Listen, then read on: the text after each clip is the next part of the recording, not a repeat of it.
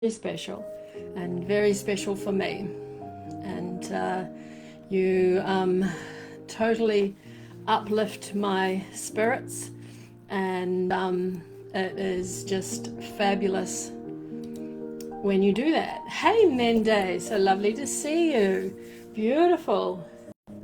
Hi Howard, my darling, lovely to see you too. All my special friends coming in. That's fabulous. I love it. I love it, love it, love it. It is delightful. I did send you a message, Howard, about your dream. I don't know if you got it or are just ignoring it. So, oh, did you? Oh, I haven't looked at my phone for a wee while, so I will have a look. Yes, I will get to that. I will get to that. Sorry about that. Sorry about that, Chief. It's yeah, I thought it was an interesting thing that came to me, and definitely something that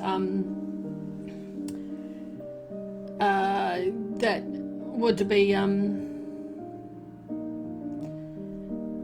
what am I doing? I don't know what I'm doing. Trying to... I think you can hear the music, can't you?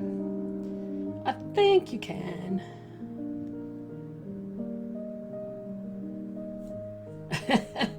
Oh dear. It's technology, eh? It's not what you know, we need it. We have to be with it.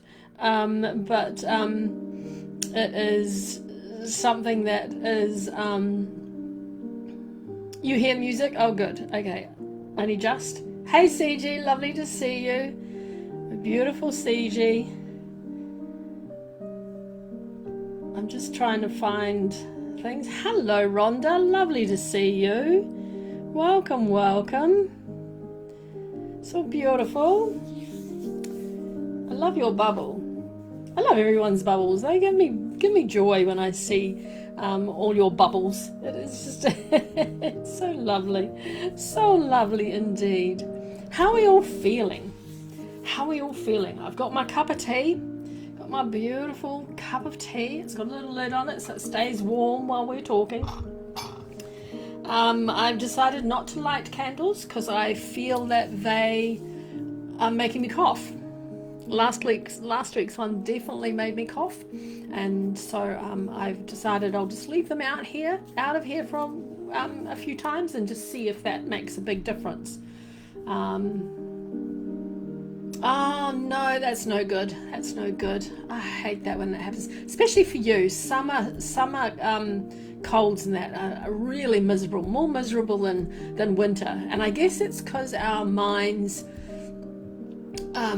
understand that that's the sort of thing we get in winter, and our minds can't accept that when it's summer. So yeah.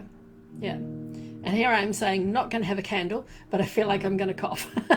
So hey, we can't do it. However, I did do a little wee discovery.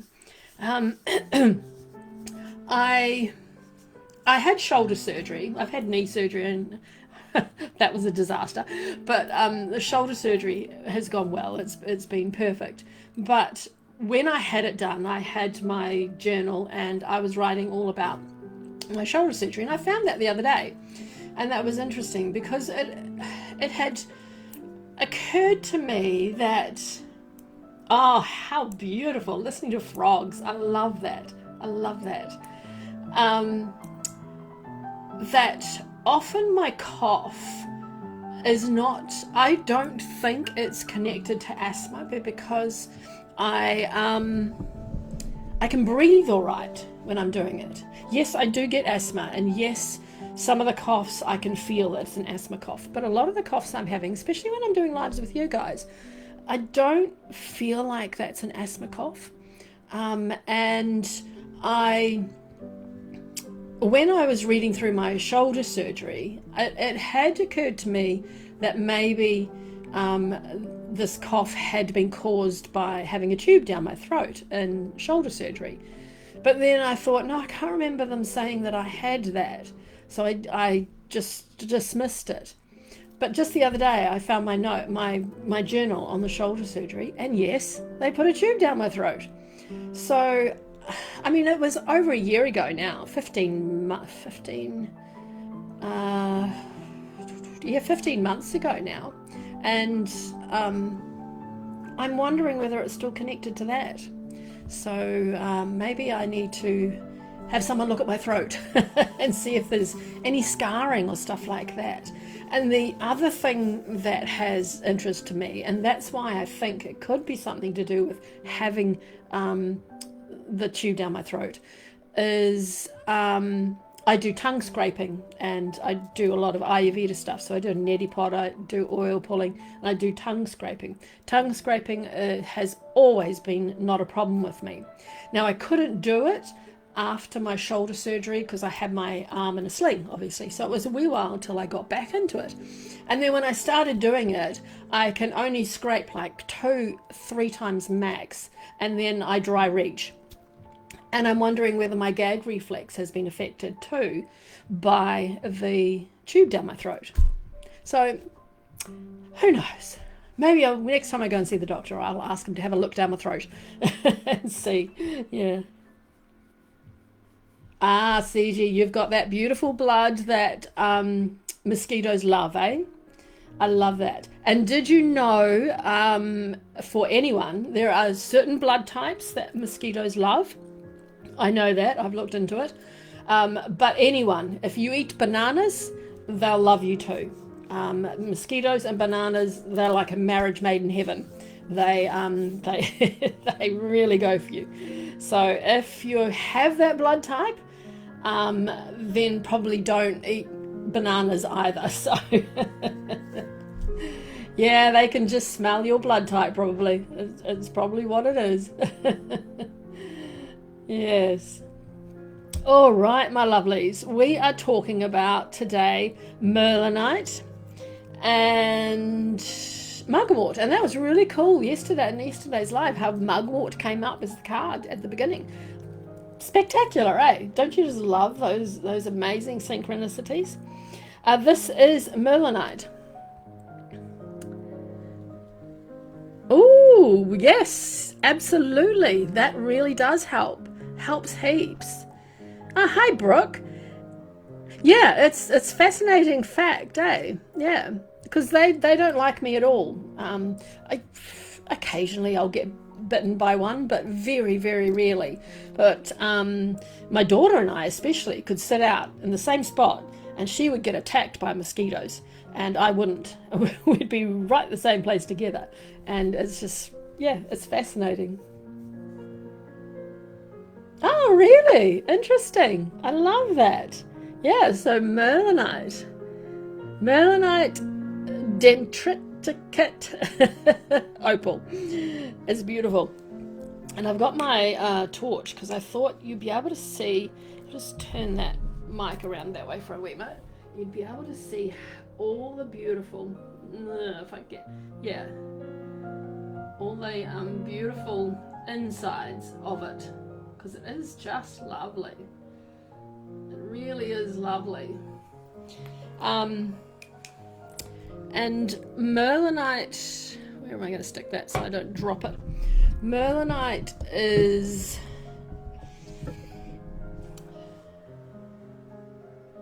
awesome. I love that. I love that. That's so cool. What did you find out?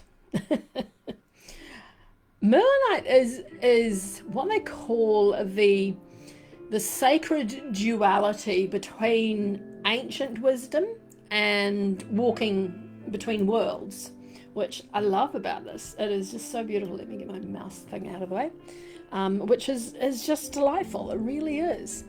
And there are so many crystals that feel earthy, some that feel celestial, some that feel deeply emotional as well. But Mernilite, it's like it stands on a threshold. You know, one foot is in the visible world and one foot reaches out into the invisible. And one hand touches the ancient wisdom while the other reaches out for future possibility. And Mernilite, it doesn't ask us to choose between light and shadow, spiritual and physical, intuition and logic.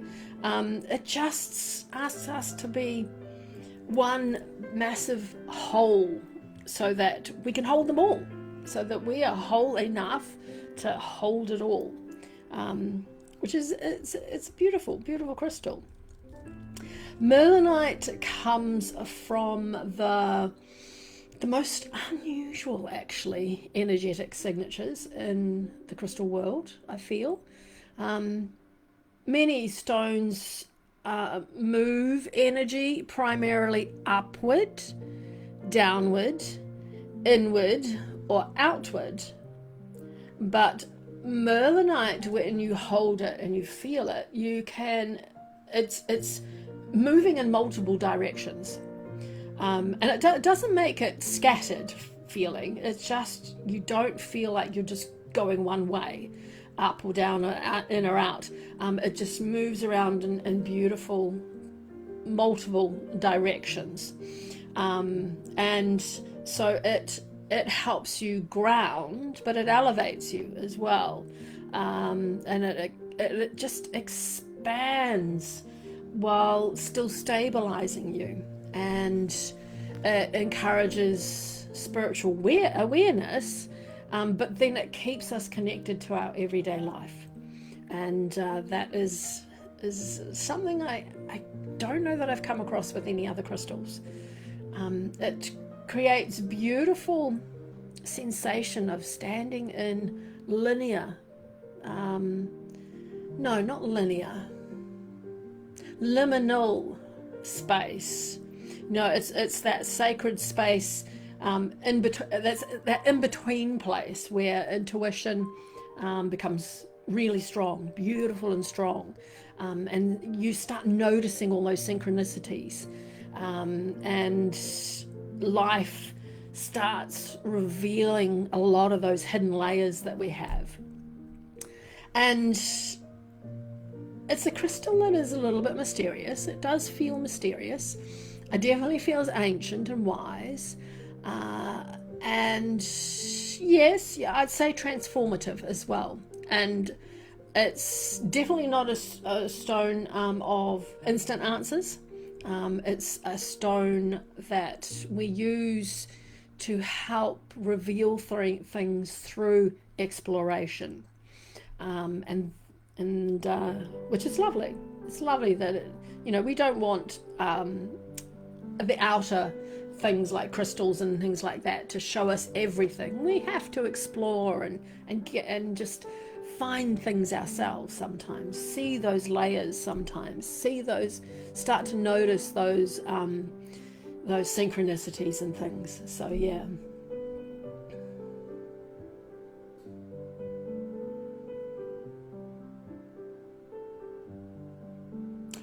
I didn't know the original name, but I did know something about him being a mad prophet. Yeah, I have heard that side of it. It'd be interesting to see as you dig further into it, and into other traditions, how it comes out as well. Yeah, possibly. But yeah, I had heard the mad prophet part. Yeah, that's cool. Thanks for putting that there. The name Mernilite, it's a modern metaphysical name rather than its form geological classification. And this was inspired by the wizard, that Merlin of Arthurian, and practitioners felt that the stone carried the energy of magic and wisdom and alchemy and spiritual knowledge. And whether Merlin himself ever held such a crystal, I don't know. But that's not important. It's just the symbolism. And Merlin represents the wise elder, the magician, the mystic, and the guide. And the keeper of hidden knowledge too comes in there as well. And so those types of themes just align beautifully with this crystal's energetic qualities. Merlinite often attracts people interested in ancient wisdom and nature, dream work, meditation, a personal transformation, and many practitioners experience it as a bridge between the ordinary consciousness and the deeper state of awareness. Hey Maribel, lovely to see you. Welcome, welcome. I'm going to have a sip of my beautiful tea. This is a new tea that I made. I do tea lives too, but I do tea meditations each week, and I load them one up each week, and I put the blend up for you to use, and this is one of the blends from it. It is beautiful. It is beautiful. This is the one with white tea and jasmine and lemon balm, lavender, and something else. Yeah. You're the people it attracts. Love it, love it. It is, it's beautiful. So if you go to the description, I think this one is the celestial tea. I don't know that I put that one. See, we can put free tracks up here now. I don't know that I put the celestial tea one here though.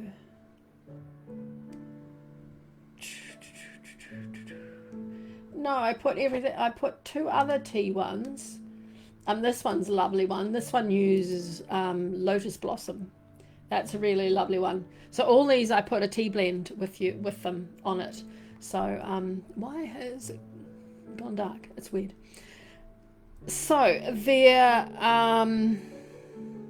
there can be some confusion because as far as varieties go, because several stones are marketed under the name Merlinite. Excuse me. The variety most commonly associated with spiritual work is Dendritic Opal Mernilite, which is what this is, which displays that creamy sort of white, grey, opal background with beautiful, intricate sort of black dendritic inclusions in it. And Pizzolomelani, I've got that one written down. I still can't say it.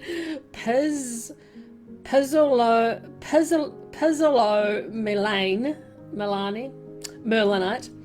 Why don't I type it and you'll know what I'm trying to say.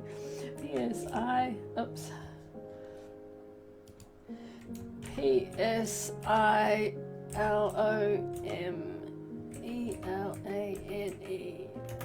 Merlinite.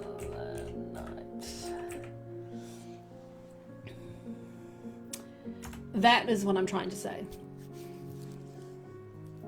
Yes, it is. It just lifts. Oh, really, it's a beautiful tea. You need to make that one, definitely. And it's in the description of the track. You'll find the blend and the recipe blend. So yeah.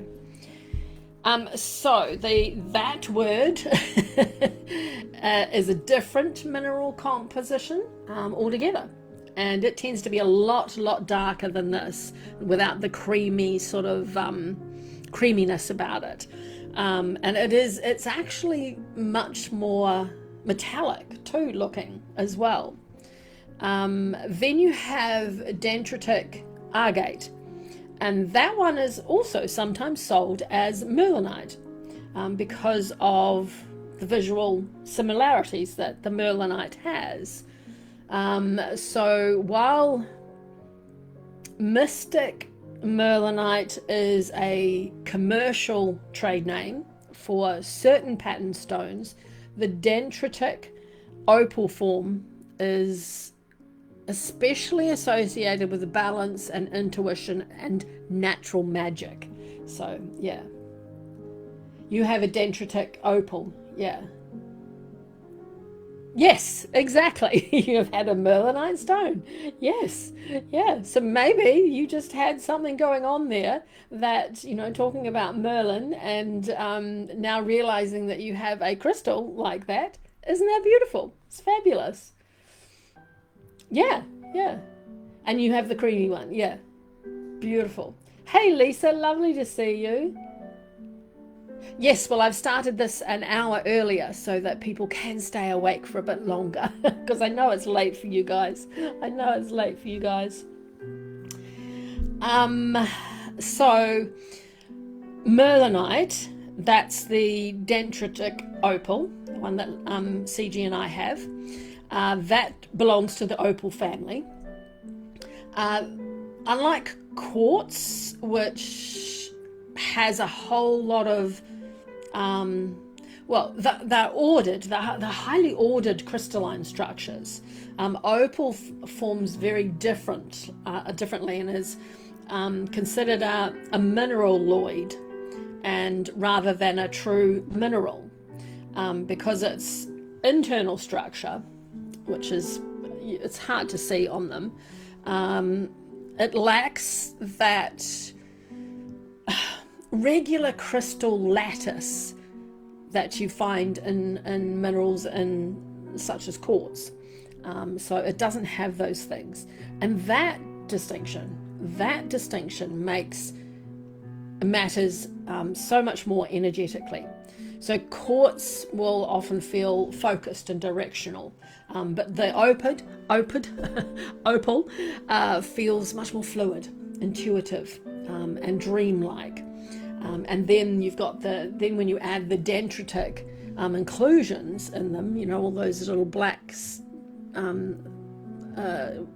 bits in there, they are more grounding. It's much more grounding energy and because opal has a very flowing nature, but adds that the dendritic part adds that groundedness to it. And that's what creates Merlinite's beautiful characteristic balance, because it has that fabulous balance. It is it's found in several locations around the world, in the United States, Mexico, and Australia. We don't do many crystals down here, but Australia do. Brazil and Madagascar. And different localities produce slightly different patterns and colour variations. So many collectors are especially drawn to the specimens whose dendritics resemble forests and roots. See, I can see like big trees in here when I look at that. And branches. See, there's lots of branches in mine. Or lightning. Some of them consider it lightning. And that's just because those are their natural patterns. They're beautiful. And they are fabulous. The patterns really echo the crystal's theme of connection and hidden pathways, which is fabulous. Yes, Merlinite is spelt like that, Lisa. It's a Merlinite. Here, I'll write it in there. It is a you spelled it. I-T-E. Oops. My keyboard is way away. Dendritic opal. That is what we are looking at. Oh, beautiful, Christina. That is beautiful. I love that, Christina Grace. That's fabulous. See, isn't it just wonderful when you come across something and then you just something just triggers, and it's like, yeah. Yes, absolutely. do research it, especially if it's your birthstone. That's beautiful. Countries are America, Madagascar, Australia. Where else did I say? United States. Did I say that? United States, Australia, Madagascar, Australia, Brazil. Yeah, Brazil. There we go. CG's onto it. Hey, Aima, lovely to see you. Thank you so much for coming. These beautiful teachers in here. Do follow them. If you do not know them, please follow them. It is reasonably hard. It is around 5.5 to 6.5. Not nearly as hard as our beautiful, what did we have last week? Apophyllite? Yes, yeah, a lot of people had asked if I could bring it back an hour earlier so that they didn't fall asleep. Yes, Madagascar too, CG. Yep. So it is reasonably hard. So it makes it reasonably durable. It's harder than a lot of some of the softer stones, but it's not as resilient as quartz, and it just loves, like all crystals really, it just loves beautiful, gentle handling, and absolutely benefits from being treated with care. It really does. It loves that. No, what we had last week was what I dropped on the table, my concrete table, and it was fine. So try not to drop your crystals. Try not to drop your crystals. Sometimes they won't mind at all, but sometimes they will be like and crack and split.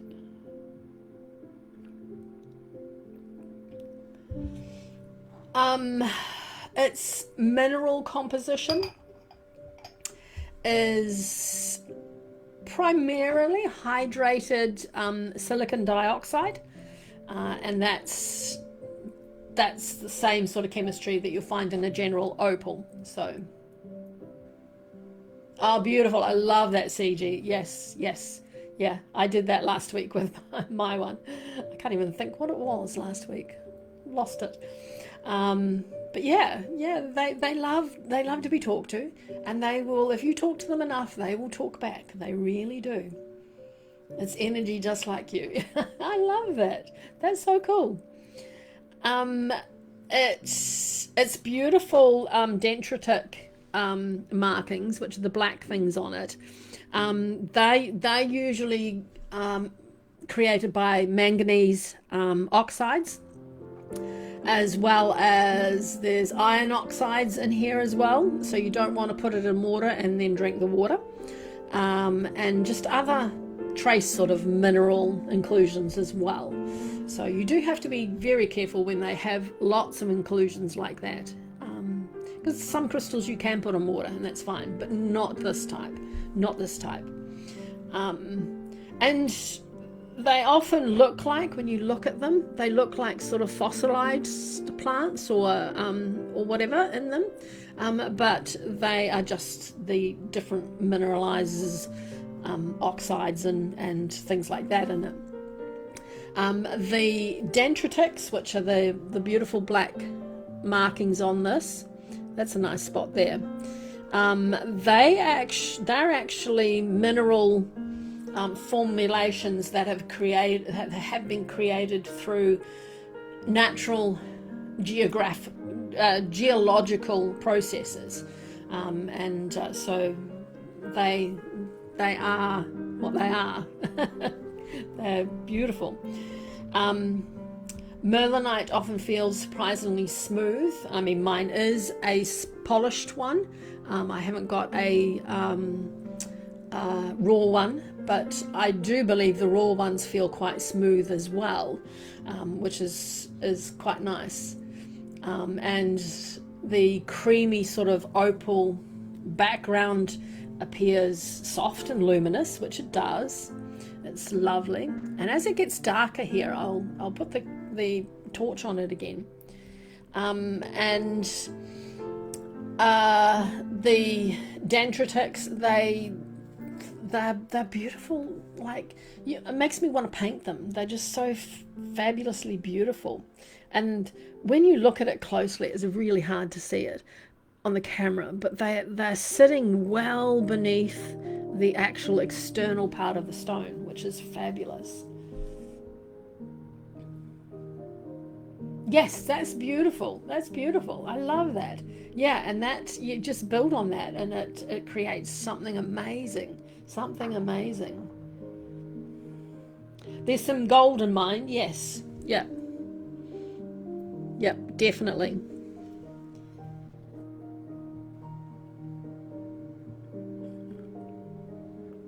It is. It's really quite a pretty stone.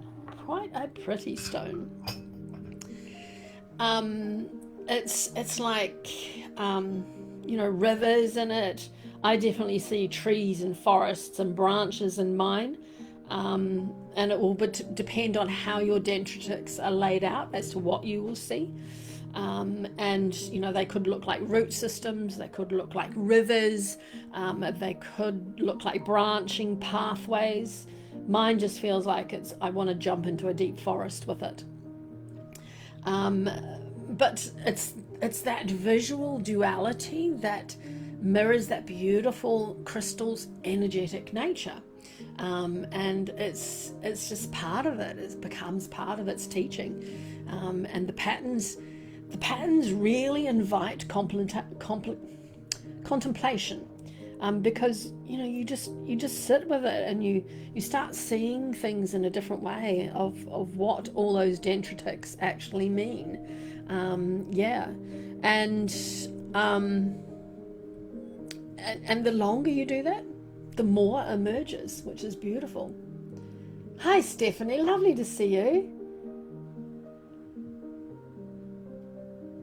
Can you just show to rid of crystals that need to be let go of?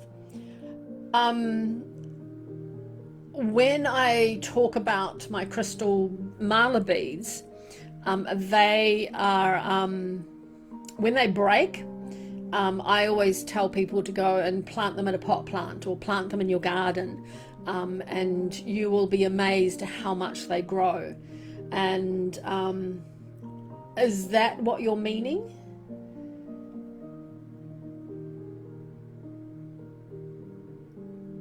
Of what to do with them?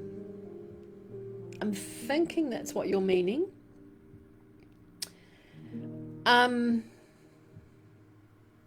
The energy signature of the central energy signature of it is duality. And so many people spend many years trying to eliminate parts of themselves. Maybe it's their fear, their uncertainty, shadow, vulnerability. Oh, frog in my throat. Contradictions, and Mernilite just teaches a beautiful different lesson.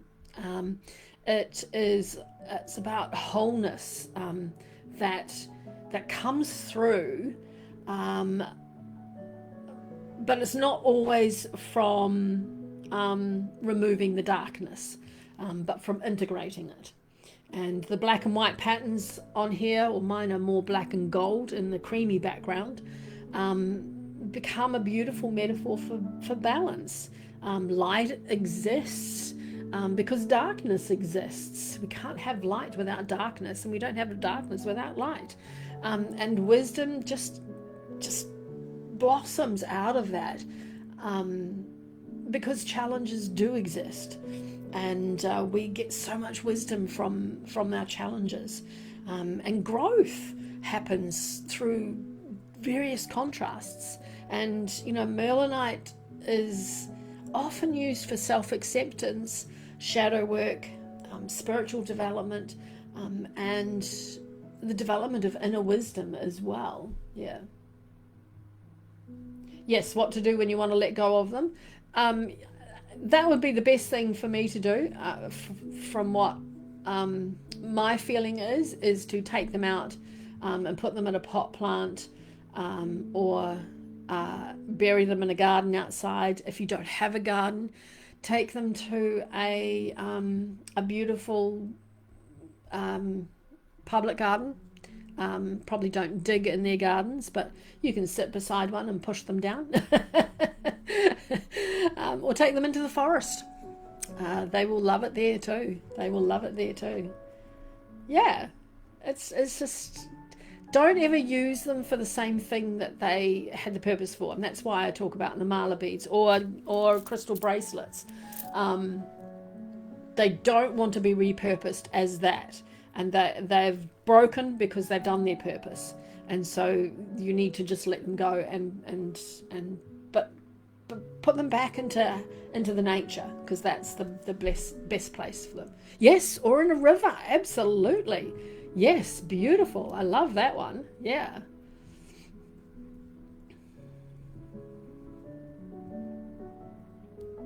So long as, yes, they do have, some do have lead.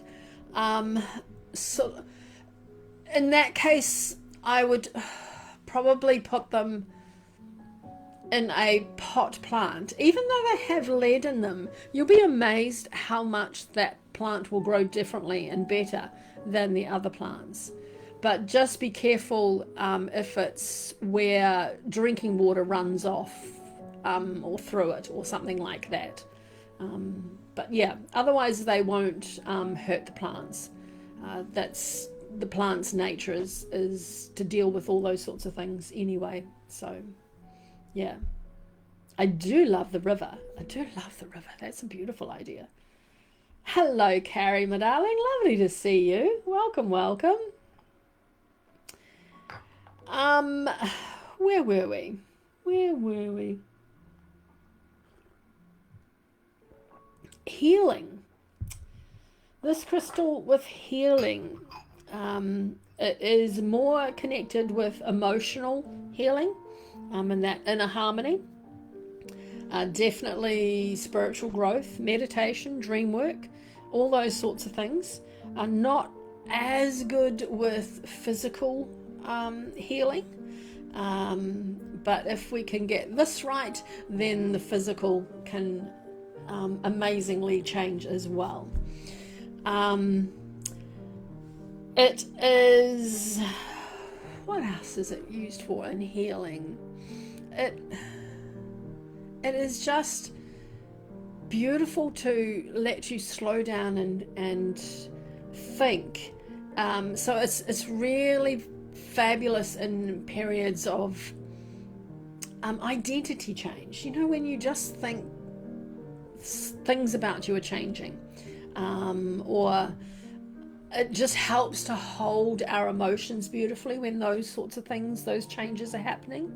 And it also is really good when you're feeling uncertain about something and thinking that is a failure on your part, and it's not. And Mernilite helps to show that, and that in itself is often the beginning of beautiful wisdom too.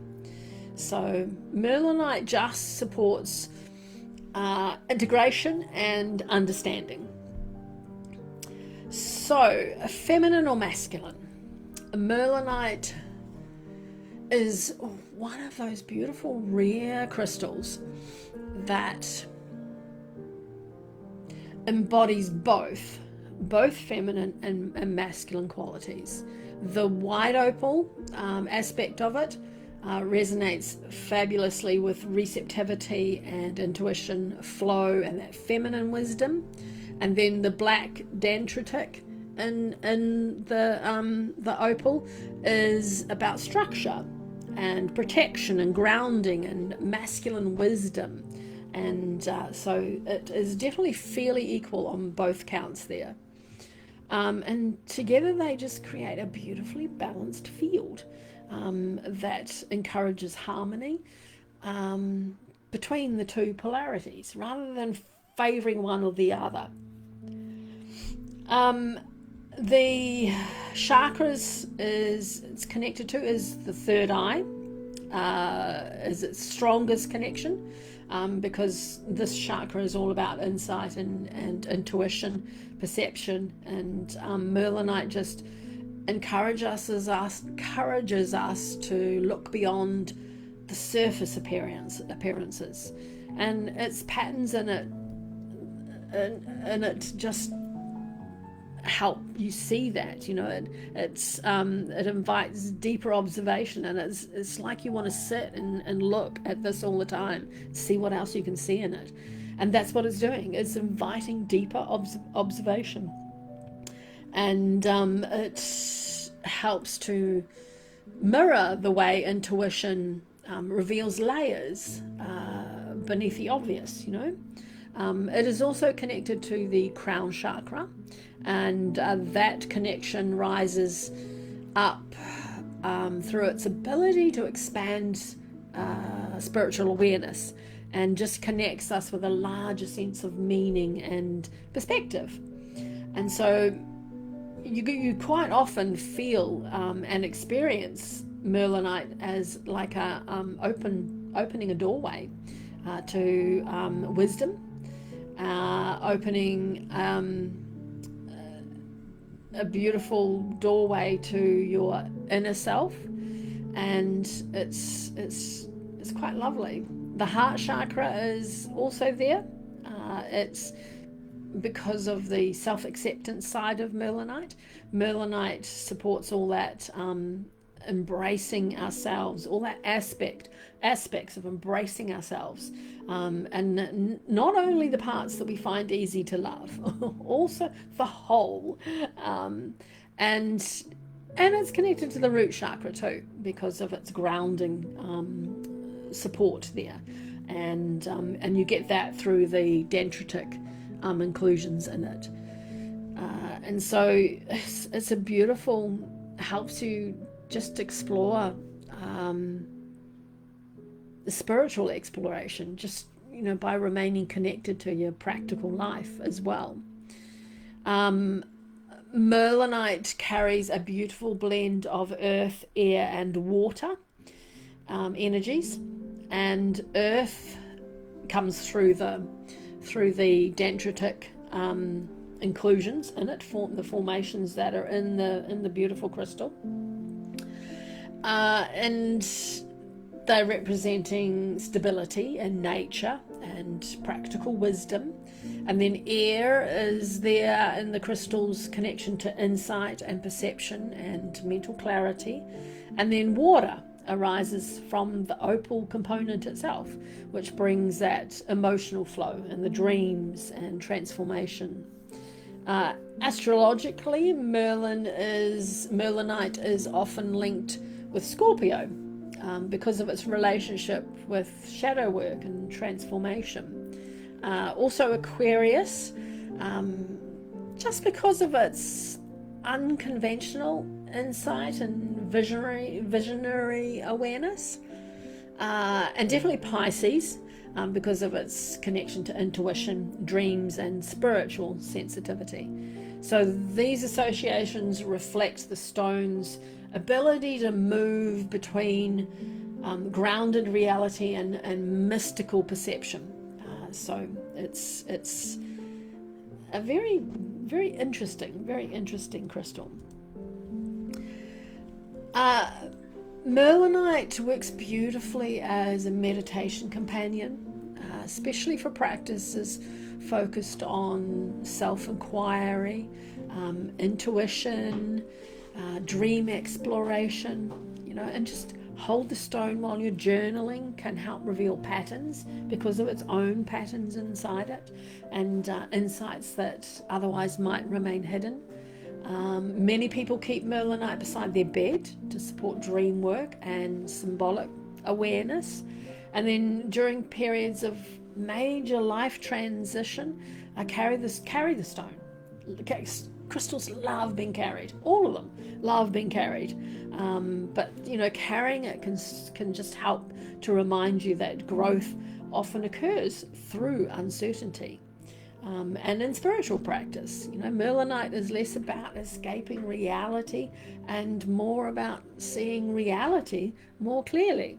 And that's including the unseen threads that connect experiences and emotions and choices. And oh, my darling Carrie, that is so beautiful. Thank you so much for that donation. Bless you, bless you. Archetypes are universal patterns of human experience that appear across myths, stories, psychology, spiritual traditions. They're not specific individuals, but recurring roles or energies, such as the sage, the healer, the warrior, the mystic, the guardian. And so archetypes help us understand the deeper sort of themes that shape our lives and the qualities we have been asked to develop too. Merlinite resonates strongly with the magician, and because it just symbolizes transformation, hidden knowledge, and the ability to bridge worlds. It also connects with the mystic as well, and who the mystic seeks spiritual experience rather than secondhand belief. And the sage appears as well in Merlinite. Merlinite, because of its emphasis on wisdom and perspective and integration. And then it's also connected to the shadow integrator as well. And that one is especially important because this is the aspect of the self-willing to explore what has been hidden, rejected or misunderstood, and bring it into conscious awareness. And Merlinite just supports that process beautifully, encouraging wonderful understanding and definitely not judgment. Precautions, because Merlinite is moderately hard and not highly durable, though it should be protected from sharp impacts. If you're playing with it, make sure that your rings are not, if you've got lots of diamonds on your hands, make sure they're not touching the crystal, and just the hands. And don't use harsh chemicals on any of your crystals, but definitely not on ones as soft as this. Not that it's soft, it's in the middle of the road. Or extreme temperature changes as well. They don't like that, and this one certainly does not like that. Merlinite can be quite sort of introspective, and so if you're already feeling quite emotional or emotionally overwhelmed, then you might find its reflective qualities can bring more feelings to the surface. So in those cases, Merlinite is beautiful to balance it, but also take Merlinite out into nature with you so that you get that grounding and that spending time out in nature, deep, or even deep breathing, or just sitting outside and holding Merlinite if you are much more emotionally getting emotions are high, or just pair it beautifully with some really good grounding crystals. So if Merlinite was talking to me, Merlinite, all my crystals talk to me. Merlinite would tell me he's not a crystal that asks you to become someone else, just asks you to become whole. It teaches the light and shadow are not enemies, and mystery can coexist, And the deepest magic often begins when we stop trying and choose between opposites and learn how to honor them all. That, I think, would be fabulous for what Mernilite would say to me. Ah, fabulous, Carrie. Beautiful, yes. Yeah, that would be exceptional for that. Really would. All right, that's Mernilite. And if you're thinking of any questions, I will have a sip of my tea while you type.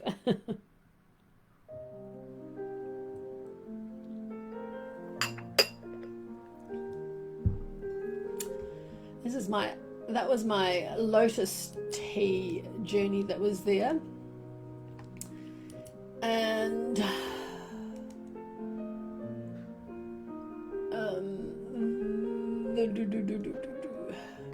this one's a lovely one too. This is the Whispering Meadow tea journey, and that will have a blend on it too. I can't remember what blend it was on that. All right, Mugwort. Yes, it is. Yeah, a selenite you're talking about. Yes, definitely. Yeah.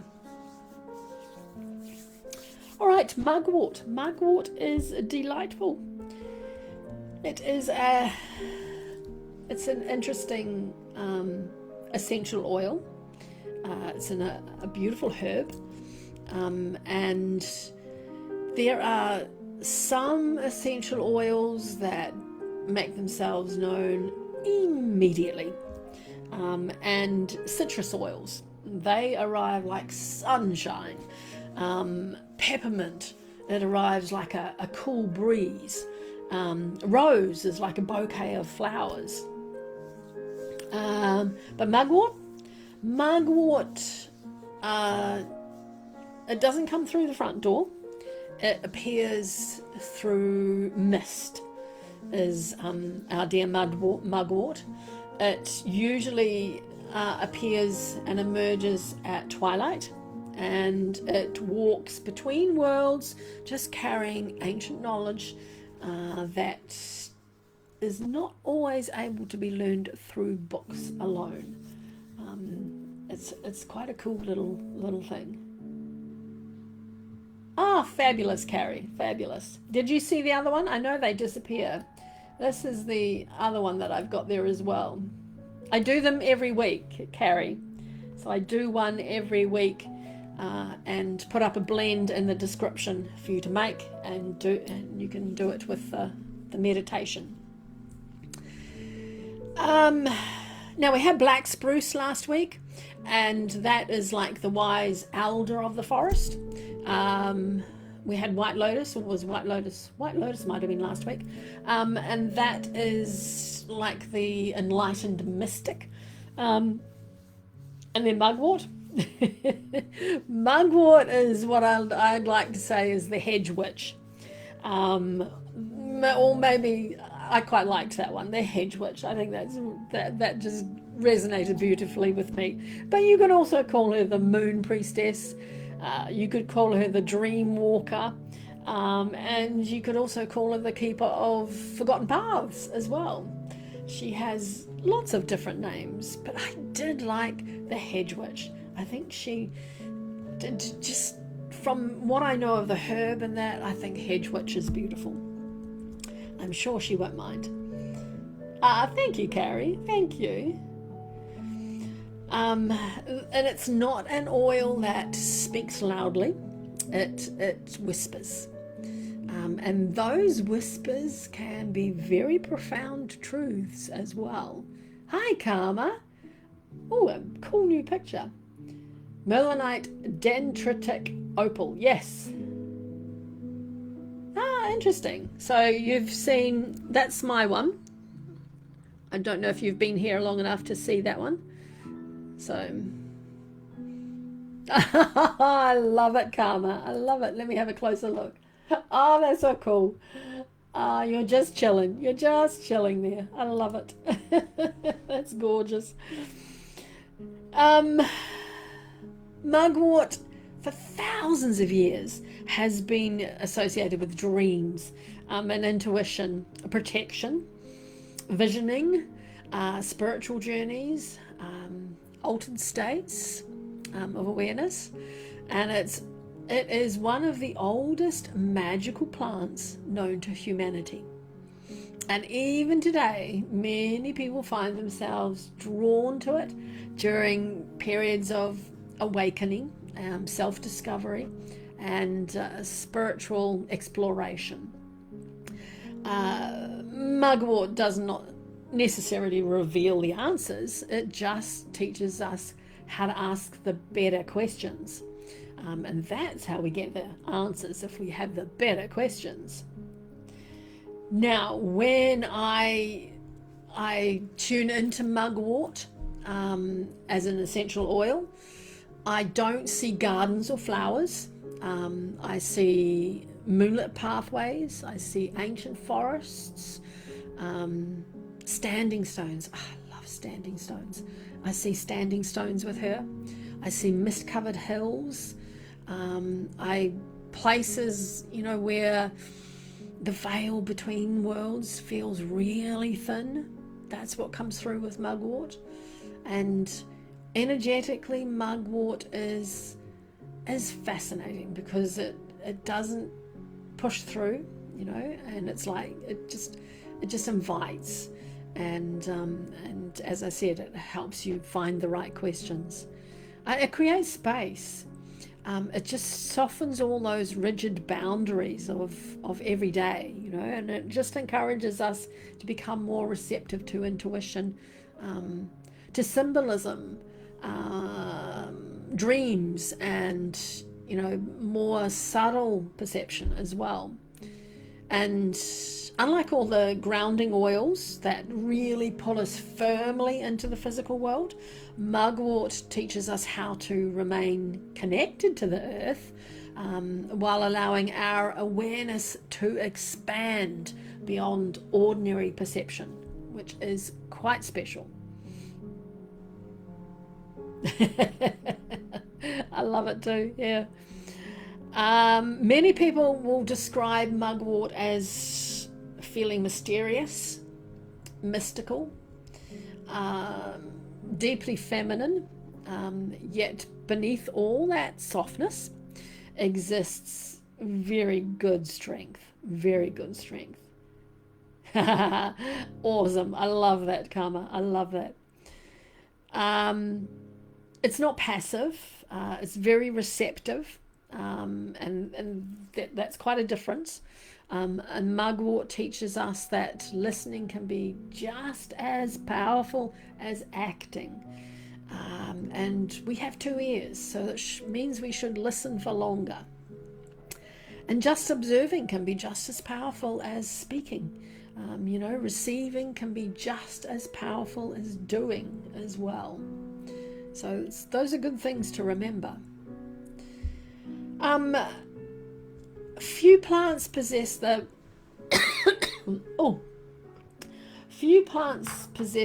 beautiful, rich folklore of mugwort.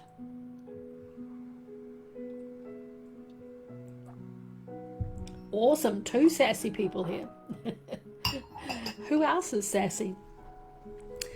It is known as Artemisia vulgaris. Just ask. Mugwort is it's accompanied humanity for thousands of years. Its connection to magic, a bit like the crystal, and that's why I've paired them together. But like connected to magic and protection, spiritual practice, and that stretch right across Europe and Asia and parts of the Middle East as well.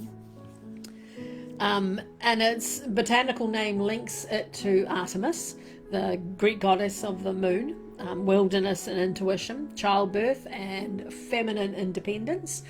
And even before formal botanical naming systems came into place, mugwort was strongly associated with lunar wisdom and feminine mysteries as well. And throughout medieval Europe, travellers often carried mugwort in their shoes, or tucked them into clothing for protection during long journeys. And so it was believed to guard against misfortune, exhaustion, and unseen influences. In many traditions, mugwort was burned during rituals to cleanse sacred spaces and enhance spiritual awareness. It was also used beneath pillows to encourage vivid dreams and symbolic messages and prophetic insight. Hello, Anila, lovely to see you. Welcome, welcome. Ancient healers often considered mugwort as a bridge between worlds, and not because it removed people from reality, just because it helped them perceive reality more deeply. And across countless generations, mugwort became known as a plant of thresholds. Thresholds between waking and dreaming, between conscious and unconscious, between physical and spiritual, and between known and unknown. So it is a beautiful, mystical herb and essential oil. A mugwort belongs to the Aster family, and that's one of the largest botanical families on Earth. And this family includes well-known plants such as chamomile, yarrow, calendula, sunflower, wormwood, and then Artemisia genus itself contains numerous relatives, each possessing beautiful, distinct personalities and energetic qualities. So you have the common mugwort, which is the Artemisia vulgaris, and that's generally considered the primary species associated with dream work, intuition, and traditional spiritual practices. Then you have the wormwood, which is the Artemisia absinthium, and that is much more a close relative. It is very close relative, but it possesses a much stronger, much more intense, and often a more challenging as well energetic profile. And then you have the Sweet Annie. I love the Sweet Annie. Sweet Annie is Artemisia annua, and that carries a much lighter and brighter character, which is really delightful. Most of the time I get common mugwort. I find it harder to find Sweet Annie, but when I do, it's just beautiful. Among its relatives, mugwort often feels like the wise storyteller as well. It's not as intense as wormwood, it's not as gentle as chamomile, and it's a perfect balance between mystery and accessibility. Excuse me.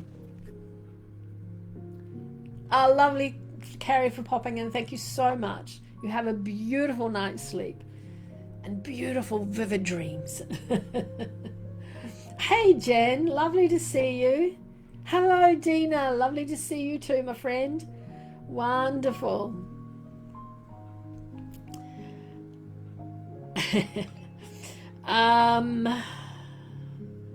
The different sort of personalities of mugwort. One of the most fascinating things about mugwort is it reveals different aspects of itself depending upon what you need. So sometimes it might appear as the Dreamweaver, and this aspect works through symbolism, dreams, obviously, and imagination and intuitive insight as well. So people often encounter this personality when seeking guidance, when they're using mugwort.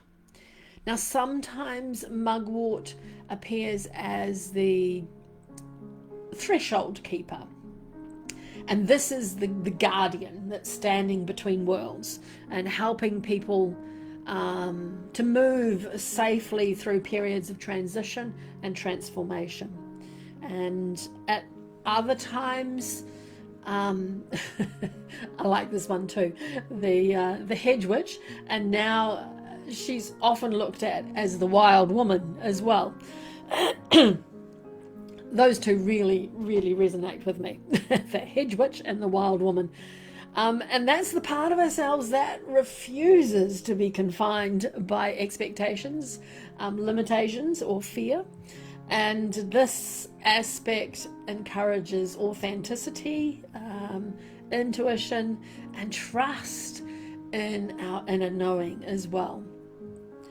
And then another one, which is perfect, the hedge witch, the mad woman, and now the ancient witch.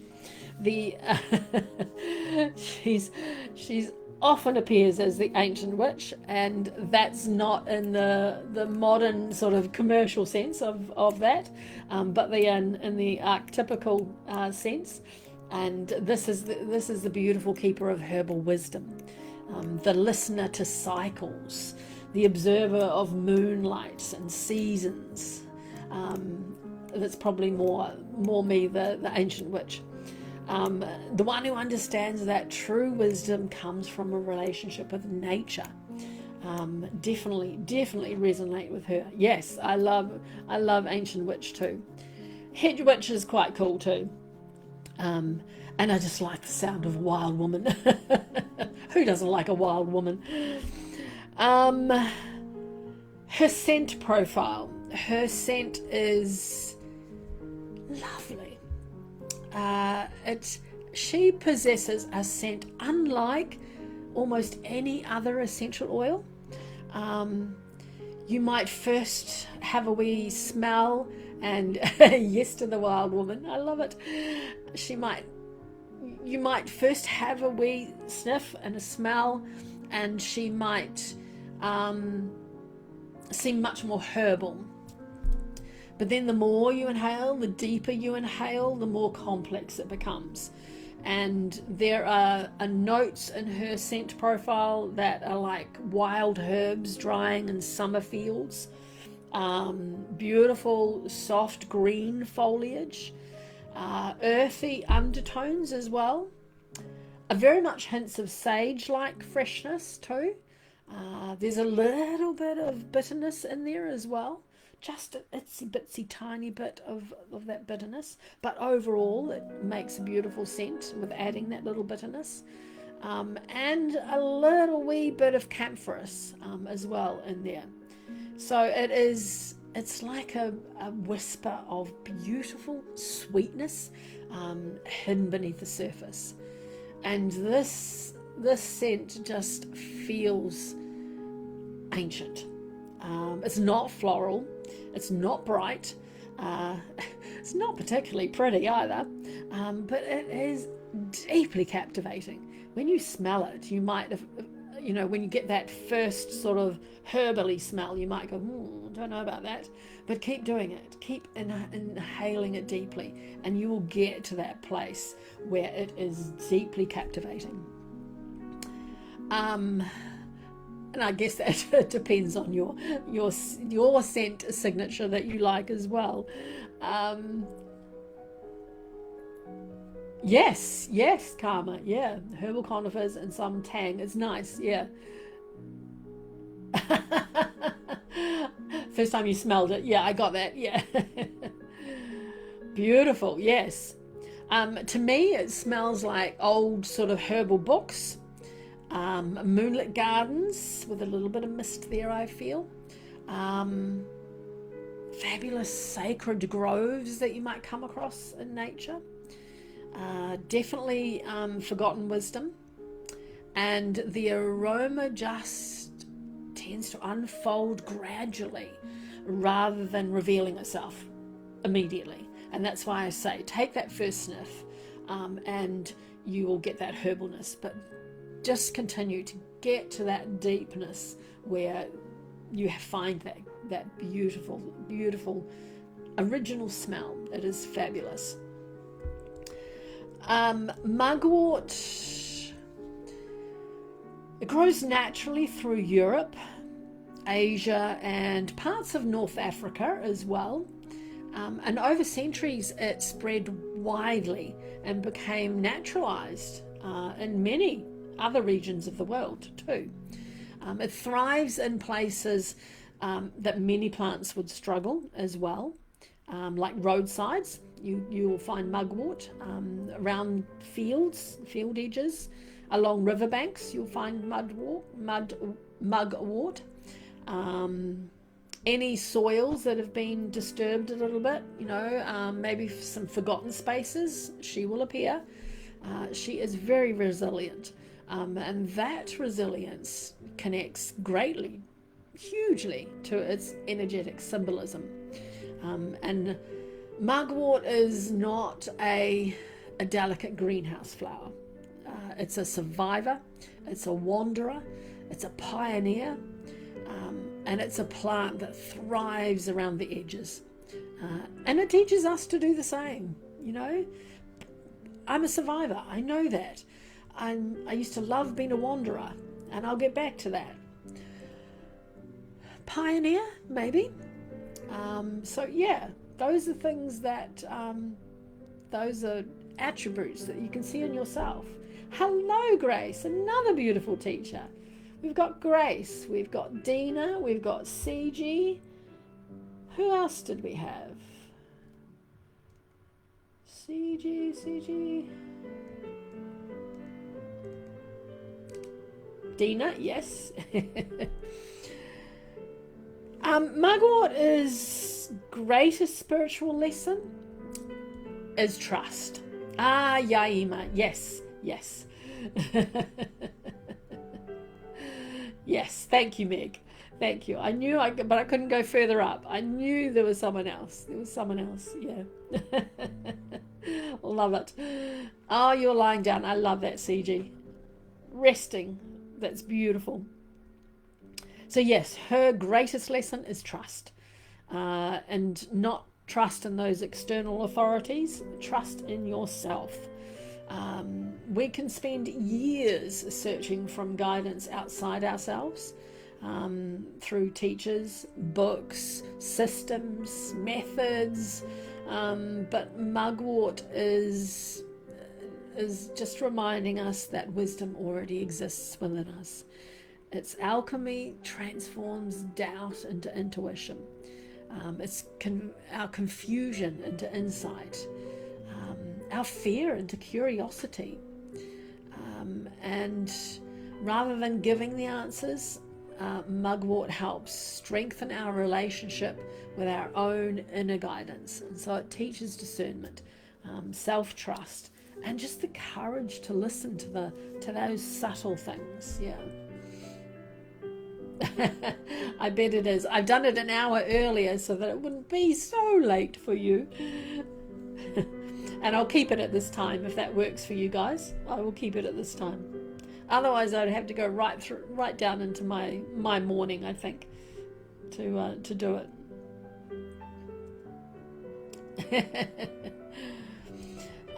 Traditionally, mugwort has been associated with. Hi, Aaron. It's 11 p.m. where you are. I bless you so much for listening to me at 11 p.m. It is beautiful.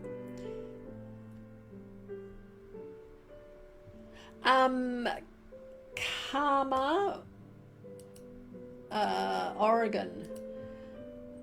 There are so many beautiful American friends that would be able to suggest places for you to get your essential oil.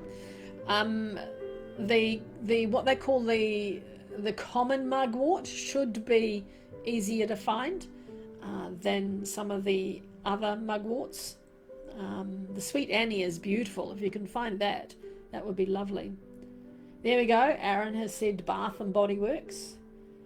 Fabulous. I know CG has some lovely places. Okay. Yeah, you do have to go a bit further away around to see. Yes. Yeah, when I spot Sweet Annie, I always get it because it is lovely. It's, for me, Sweet Annie is harder to find than the common mugwort. So yeah. So yes, it's beautiful for digestive wellness, for circulatory support, relaxation practices. Any woman's herbal traditions that you know of will use mugwort. Historically, it's been used in numerous folk remedies across cultures as well, and its healing gifts often focuses on awareness. So I love candles too, Aaron. I've decided not to light my candle in here because this is a smaller room and I feel like it was exacerbating my my cough, and so far it seems fine. I miss it though. I love my candles.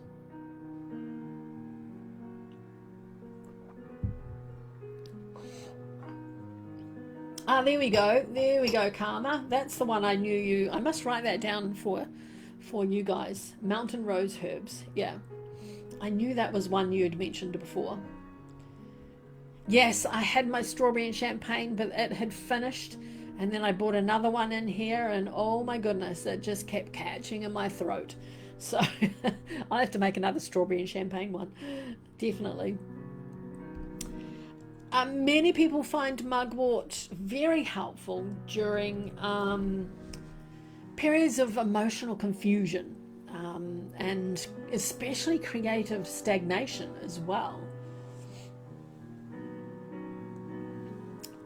Beautiful. I love that you're sharing that together with each other. It encourages movement where energy is stuck, and flow where there's rigidity. Its energy often feels like opening windows in a room, that have been closed for too long. It's fabulous energy-wise doing that. And it just helps feel like that fresh air is entering. And so then you feel like new possibilities are emerging. And that energy starts then moving again, which is lovely. Now, if I was to describe its energy signature, then mugwort would be sacred thresholds. It lives between worlds, between certainty and mystery. Just like it's just like this, the threshold crystal. Its energy teaches us that life is really either or. And most wisdom exists in the spaces between those extremes. And this is where so many people just love mugwort, and experience deep transformation when they come across mugwort. It just helps you to become comfortable with mystery, and that comfort becomes the doorway to that deeper wisdom. It's fabulous. Have it diffusing around you. It's fabulous, and I'll have blends here later on for you to enjoy.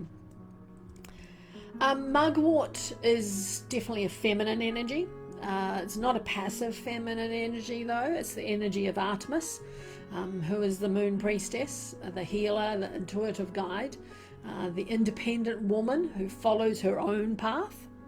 And it embodies receptivity and intuition and observation and creativity. But there is quite a remarkable strength with her as well. And it's a sovereign type strength, Mugwort teaches the strength that comes from knowing ourselves deeply. When we connect it to the chakras, mugwort doesn't actually work with the chakras in the same way as lots of other essential oils do. So you've got lavender that soothes, peppermint that stimulates, frankincense that elevates. Oh, I've got an itchy nose today. I know there's some reason for that. But mugwort is is much more like a guide. So it moves through the energetic body, opening doorways, helping awareness travel between the different layers of our consciousness. So its chakra connections are less about activation and more about perception. So if I was to connect it with a chakra, then it would probably be the third eye, because it's that chakra of intuition, and inner vision and dreams and symbolism and all that. And Mugwort is connected to dream work, and those visionary practices, and has been for thousands of years too, because it naturally resonates with these qualities. When you work with Mugwort, you often find that you're encouraged in the most subtlest little ways, those subtle impressions, those gut feelings, and those symbolic messages. And it's not that Mugwort magically gives psychic abilities. It just helps quiet the noise that often stops us hearing the wisdom that is already within us. So it teaches us to listen differently, to notice patterns, to pay attention to the synchronicities, to trust that whisper instead of waiting for that shout. Whispers are beautiful. I love whispers. Trust the whispers. You could also connect it with the crown chakra because of everything I've just said as well, because of the spiritual awareness, the higher consciousness and that. And you could also connect it to the sacral chakra too, and the root chakra. But you've got to remember with Mugwort, it's not going to activate them. So it will flow through them. And the root chakra, I think, yes. But that's also because it's such a mystical plant. It connects to the earth, and Mugwort's earth-based origins, but it doesn't have, so in that way I find that it connects to the root chakra, but not necessarily from the root chakra's energy either. But yes, yeah, so I popped that one in there. So yeah, Mugwort carries a fascinating blend of energies that really explain its reputation as a magical and mystical plant. And its strongest connection is with the water. Water governs that intuition, the dreams, the psychic sensitivity, and our unconscious mind. And like water, Mugwort moves around obstacles rather than forcing its way through them. So it teaches us fluidity and adaptability. Water energy also explains why Mugwort often appears to us during times of emotional transition and spiritual awakening, because it helps us navigate unseen currents that are moving beneath the surface of our life. But Mugwort is not entirely water. It carries a powerful relationship with the air element as well, and air governs our inspiration and perception and communication. And this connection explains Mugwort's beautiful ability to stimulate insight and symbolic thinking and intuitive understanding. So you may notice that your dreams become clearer, not necessarily more vivid, but more clearer. And your imagination becomes more active, and your inner dialogue becomes richer with working with Mugwort. And air helps carry messages, and air helps us see connections as well, and air helps us understand what water reveals. So yeah. Yes, yeah, have it diffusing.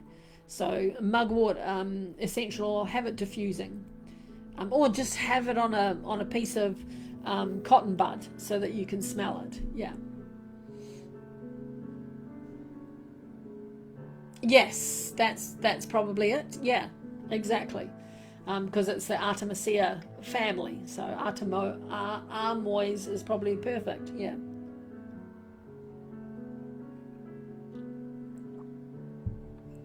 Beautiful. Thanks for that, Karma. And you can get the crystal, the Mernilite Dendritic Opal, and have the two of them going, and that just doubles everything, doubles it beautifully. And with mugwort, there is that little connection. It's an important connection, though, too, even though it's little, to earth, because mugwort grows in those wild places, on the roadsides, at the edge of fields, etc. So it's not fragile. It is very resilient, and earth provides that beautiful stability that prevents mugwort becoming overwhelmed. And so it reminds us that too, that wisdom has always got to be grounded into the practical life. So yeah. Beautiful, Jen. Excellent. You can get it for the tea blend then as well. I've had it more for the tea blend than actually the essential oil, because the essential oil is hard to get sometimes, but the herb itself is fine.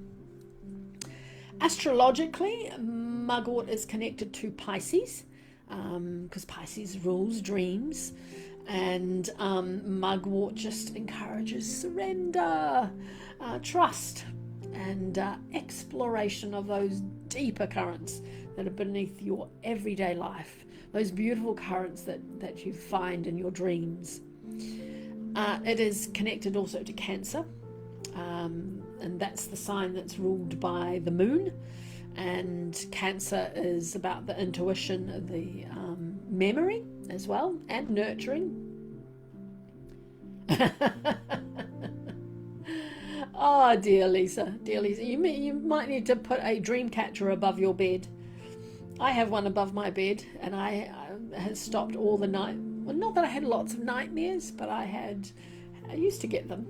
But since I've had the dream catcher there, and all my crystals, I have crystal sitting on my bed head. I have crystal in my pillow cases. Yeah, so.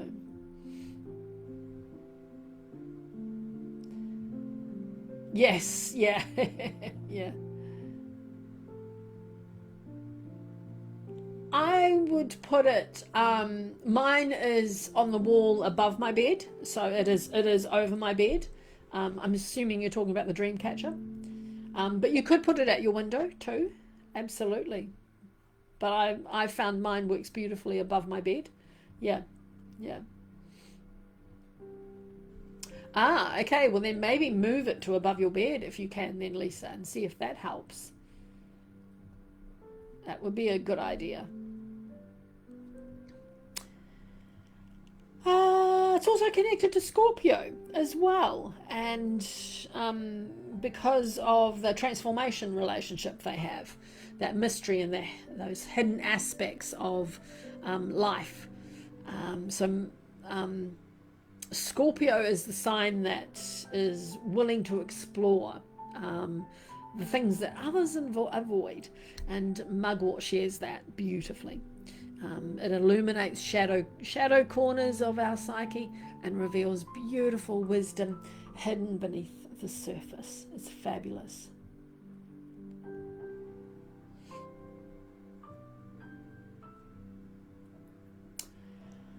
Probably more on the good dreams, and I get vivid dreams, not always, but I can get beautiful vivid dreams, and I would tend to put that more to my crystals and the oil than the dream catcher is, for me, its intention is to stop any of those not so good dreams from being remembered. So yeah. Moon-wise, Mugwort is fabulous for the dark moon, that day before the new moon, and it is beautiful. And then, of course, for the new moon, and then the waning crescent moon, it is beautiful in that phase as well. And those are the phases that are for intuition and reflection and those inner work. So Mugwort just feels very at home when the world is just quiet, and unseen becomes easier to hear. Yeah. I have one above me. That one is a sandstone, I think it is, above me. I have a Super 7 in one of my pillows, and I have a sodalite in the other pillow. And then I have my crystal mala as well. So there's not many. It's not many. 1, 2, yeah, 3, and then the mala 4, yeah. So beautiful.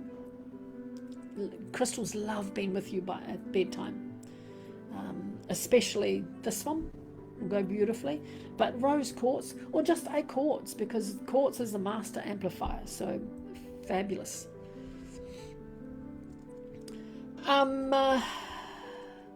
Mugwort is most famous for its help with dream work.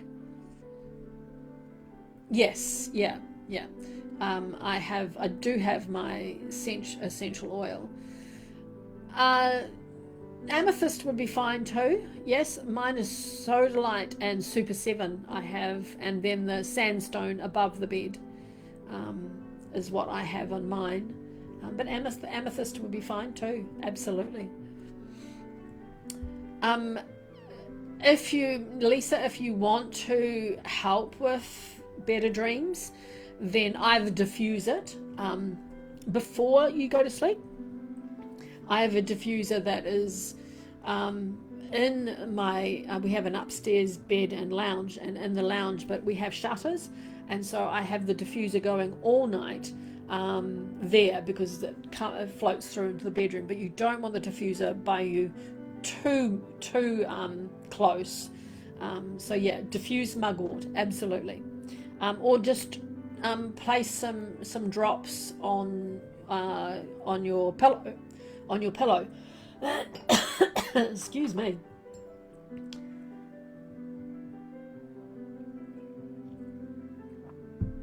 And this just helps to create a mindset of openness and receptivity. So dreams are like symbolic conversations usually between different parts of ourselves when we think about it, when we think about the dream that is there. And Mugwort just helps us listen more attentively. Yes, beautiful, Karma, beautiful. I love that. That's why I have the Super 7 in my pillow, because the Super 7 works with all my chakras while I'm asleep too, so it keeps everything lovely and balanced when I'm sleeping, and that's why I like that one there. So yeah, just sniff a drop or two. I have I think I created a hydrosol spray. I have a beautiful, I think that's up on my link tree. I have a beautiful sleep mist.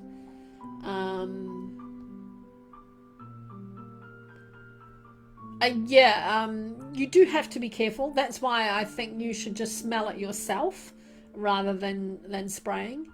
But I do have a beautiful, but your cats sleep with you, don't they? I have a beautiful, beautiful sleep mist. I'm sure I've put that up on Linktree. And that just, I'm just out to the count so quickly when I have that sprayed on my pillows as well. Super 7 is a master crystal like quartz.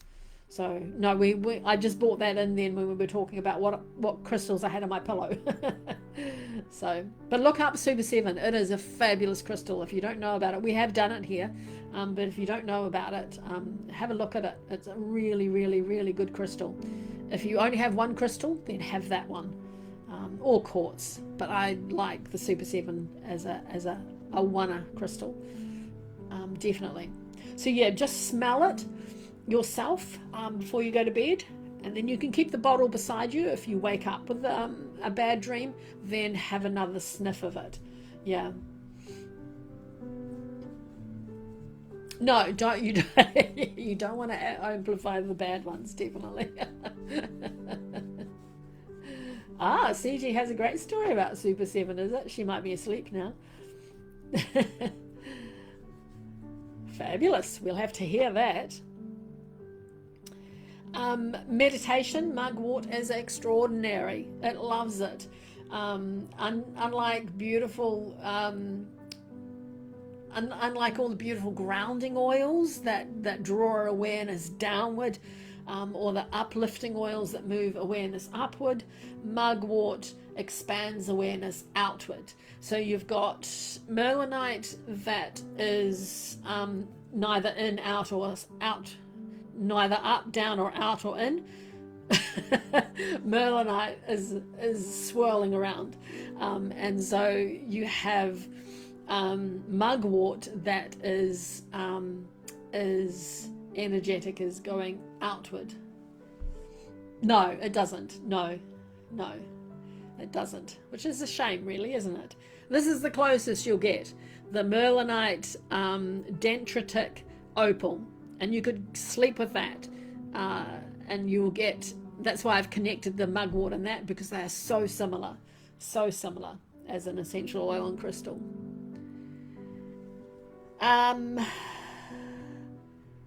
Mugwort is beautifully, absolutely remarkable when it comes to writing, or if you're an artist. That was who else was in here. It was Grace. Grace was here, another teacher. Musicians, beautifully, when you're playing, diffuse Mugwort, and healers, any healers, diffuse Mugwort when you're working, and that is fabulous. It stimulates your imagination and your symbolic thinking, and it encourages beautiful ideas to emerge from those deeper layers of consciousness, and so instead of trying to force creativity, just and inhale the beautiful aroma of Mugwort, and then just you'll become open and you'll be amazed what comes out of you. It's fabulous. Mugwort it's beautiful when it comes to wisdom, and it tells us that wisdom is not always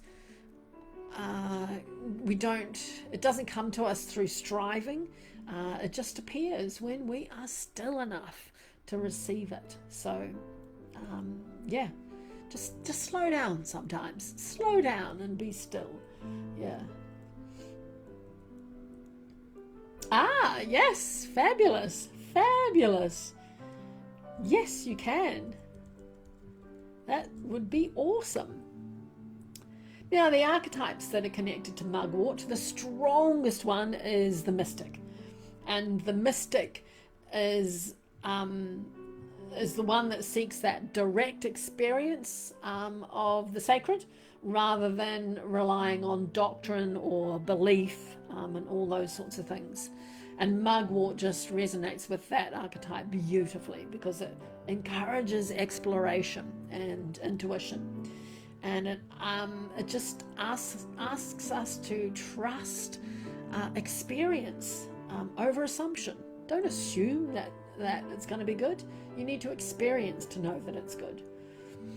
Then it also connects to the wise woman or the wise elder. That they're deeply connected together, and that is the keeper of traditional knowledge, herbal wisdom, and those natural cycles. She understands those beautiful language of seasons, dreams and symbols.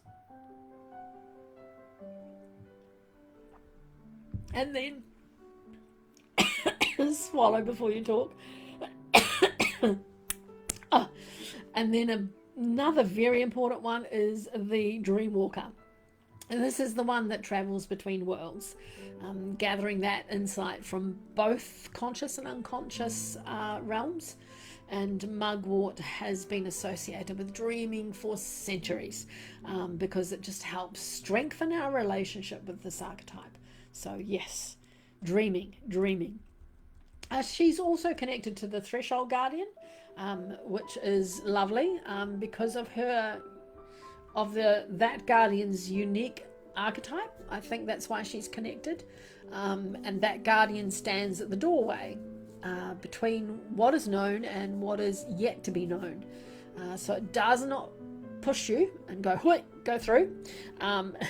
It just waits patiently and offering guidance to help you to step through, and to help you cross over. And so Mugwort will often appear during our lives when we are standing at such thresholds, and the Mugwort plant itself may come to you in a vision, and that's a good time to go and either get the plant or the essential oil.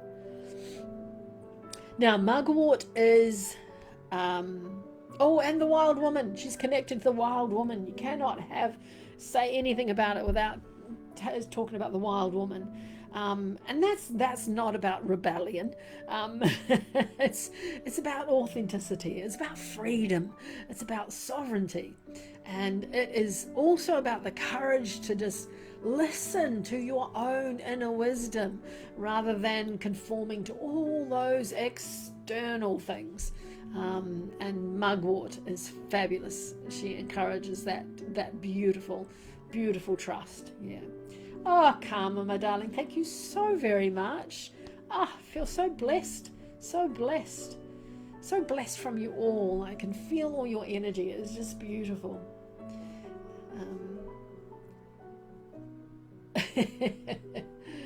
It was CG that had it. So unless Karma can remember it. Mugwort is a very powerful oil, and should be used with care and respect. It needs to be properly diluted if you're using it on your person, because its chemical constituents, it's generally not recommended during pregnancy either. Not for people with epilepsy or seizure problems, or other neurological conditions. So definitely contact a health professional if you really want to use it. And energetically, Mugwort can amplify dreams and emotions and intuitive experiences. And if you're a highly sensitive person, which is just beautiful in its own right, this can often feel overwhelming though. And if that happens, if you find that when you start working with Mugwort that all of a sudden it's becoming a little bit much, then go and get a grounding oil or a grounding crystal. But black spruce, cedarwood, vetiver, they can all help with that if you do find you become overwhelmed with it. But most importantly, Mugwort teaches us discernment.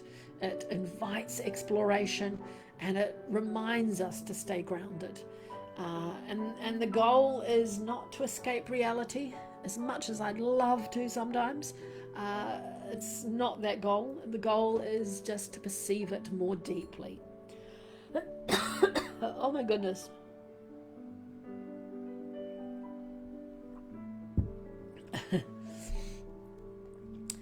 If Mernilite was a crystal, it's not.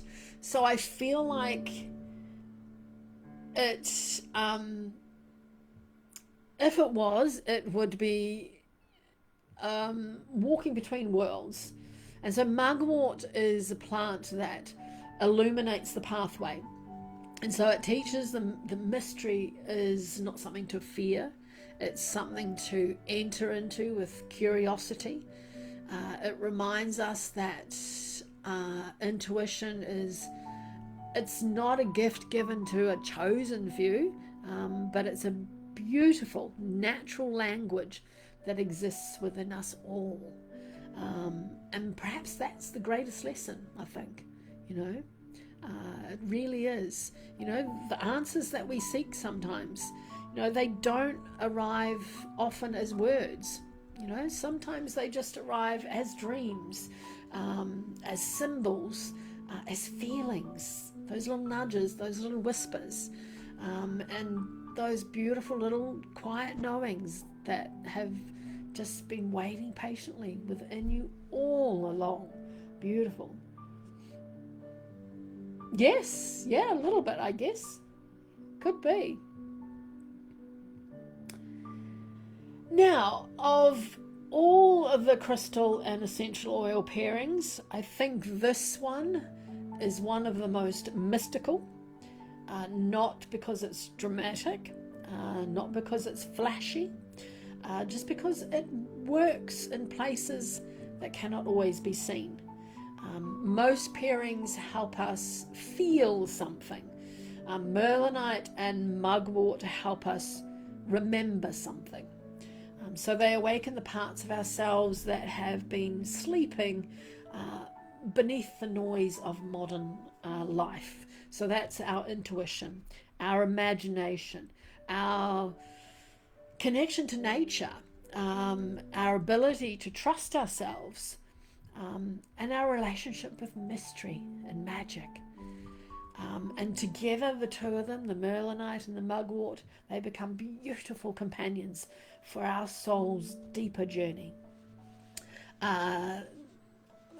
They don't promise certainty. They don't promise easy answers, but they do offer something far more valuable.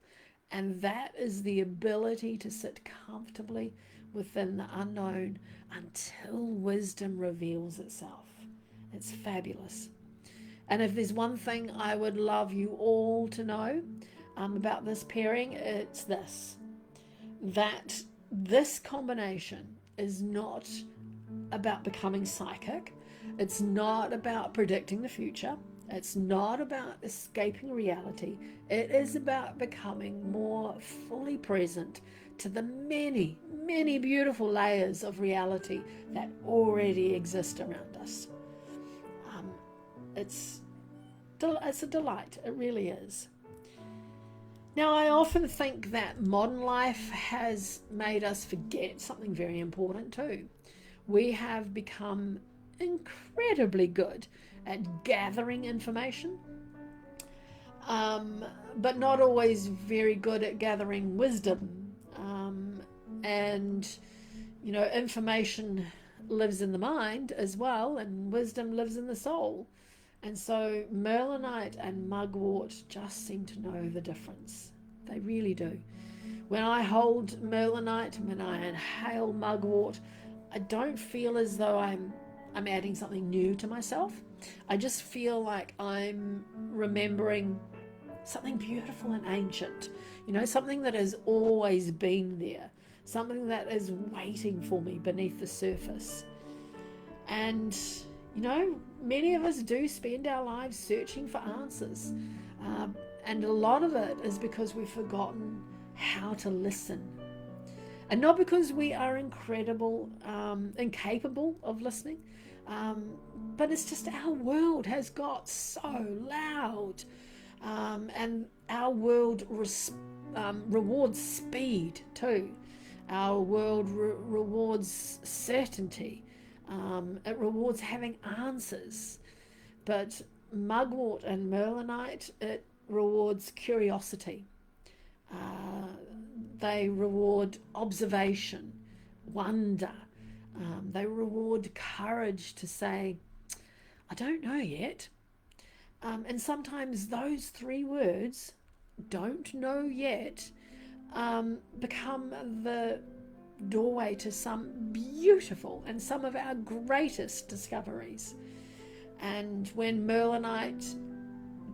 you get a Mernilite and it comes into your life, it's often, you find it comes during times when things are no longer black and white. Relationship becomes complicated. Our life direction becomes uncertain. Our spiritual path evolves. A dream becomes calling. Something shifts, and suddenly then the old answers no longer fit, and that can feel uncomfortable. And that's probably when I was drawn to it. We love certainty as humanity. We love certainty. You will, Lisa. And we love those little neat boxes. We love labels. We love knowing exactly where we stand. But Mernilite will just dissolve, just nice, quietly, subtly dissolve those boxes. And that's not to confuse us, but it's to free us. Because life is really black and white. It's always full of shades and layers and contradictions and paradoxes.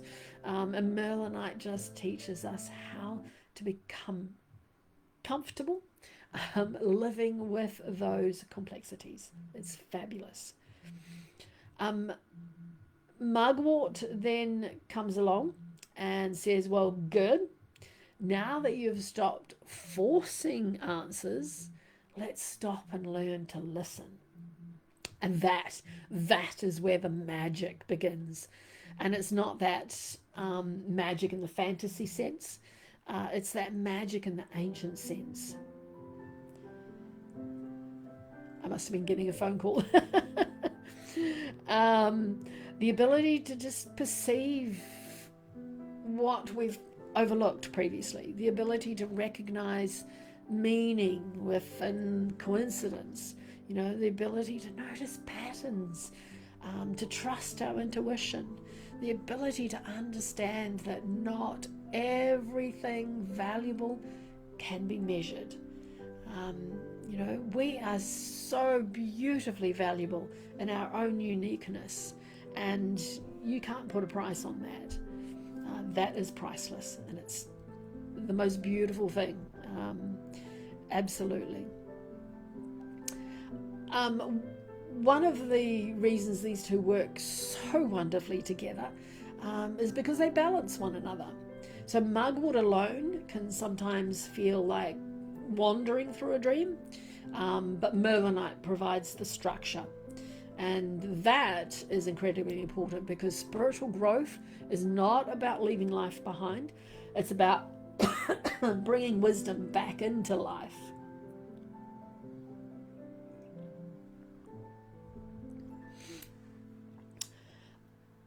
I often imagine Mernilite as a lantern.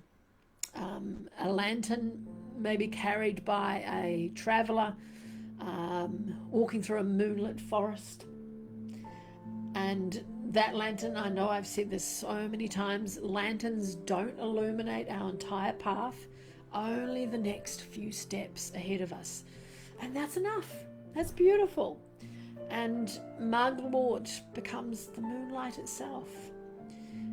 Those soft, revealing shapes, those hints, those possibilities, those whispers, together they teach one of life's greatest lessons, I think, that, we don't need to see our entire journey before we take the next step. And I love that lantern analogy. With Mugwort, it depends on the size of your diffuser. Mugwort in 250 mils, I'd put about 5 drops if it's a 250 miller. So you can work that out then. 5 drops per 250 mils, and that would be fine. If it's smaller, then make it less.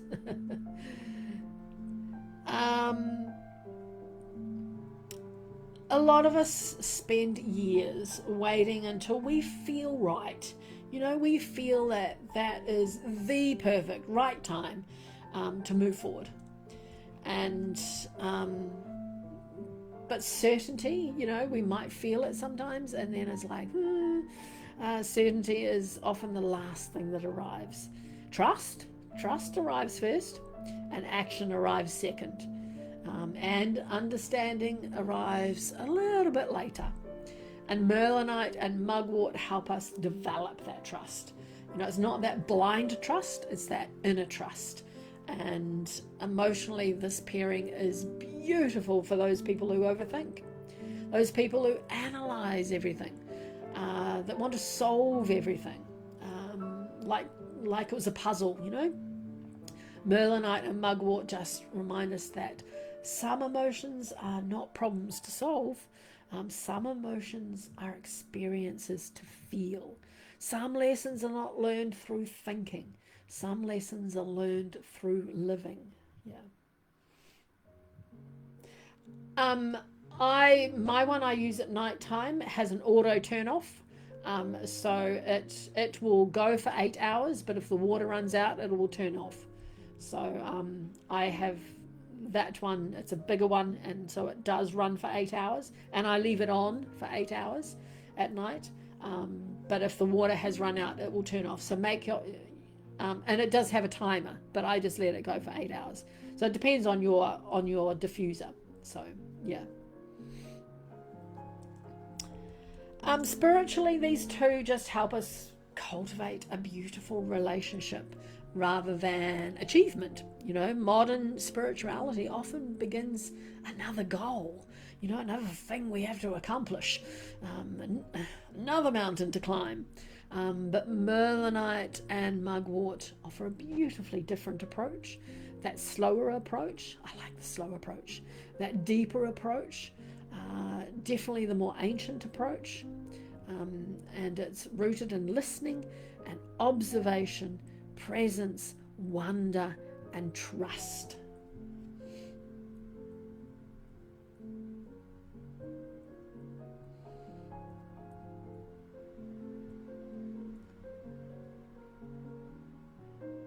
You mean me?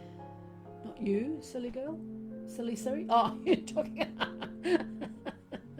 I love it. Yeah, it's probably a good idea if you're going to do it as a diffuser. Definitely.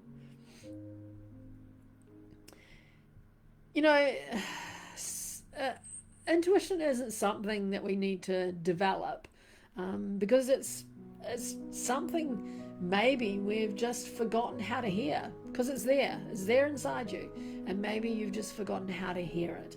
And again, it comes back to those two ears on our side of our head, twice as much listening and hearing. One of the most fascinating experiences with Mernilite and Mugwort is what happens after you spend about 20 or 30 minutes with them together. At first you probably notice the crystal because you're holding it or it's sitting right there as a visual. Then you might suddenly go, oh, there's that beautiful scent, those herbal notes. Then you go back to the crystal and go, oh, there's those beautiful patterns in that crystal. And if it's a raw one, maybe the textures beneath your fingers. And then something will start to change. Then your senses will start to kick in. And your senses will become more refined. Your colours will seem richer. Like I've been holding this the whole time I'm talking. Now to me, the gold in this has become so much more richer. Sounds come clearer. Our thoughts slow down.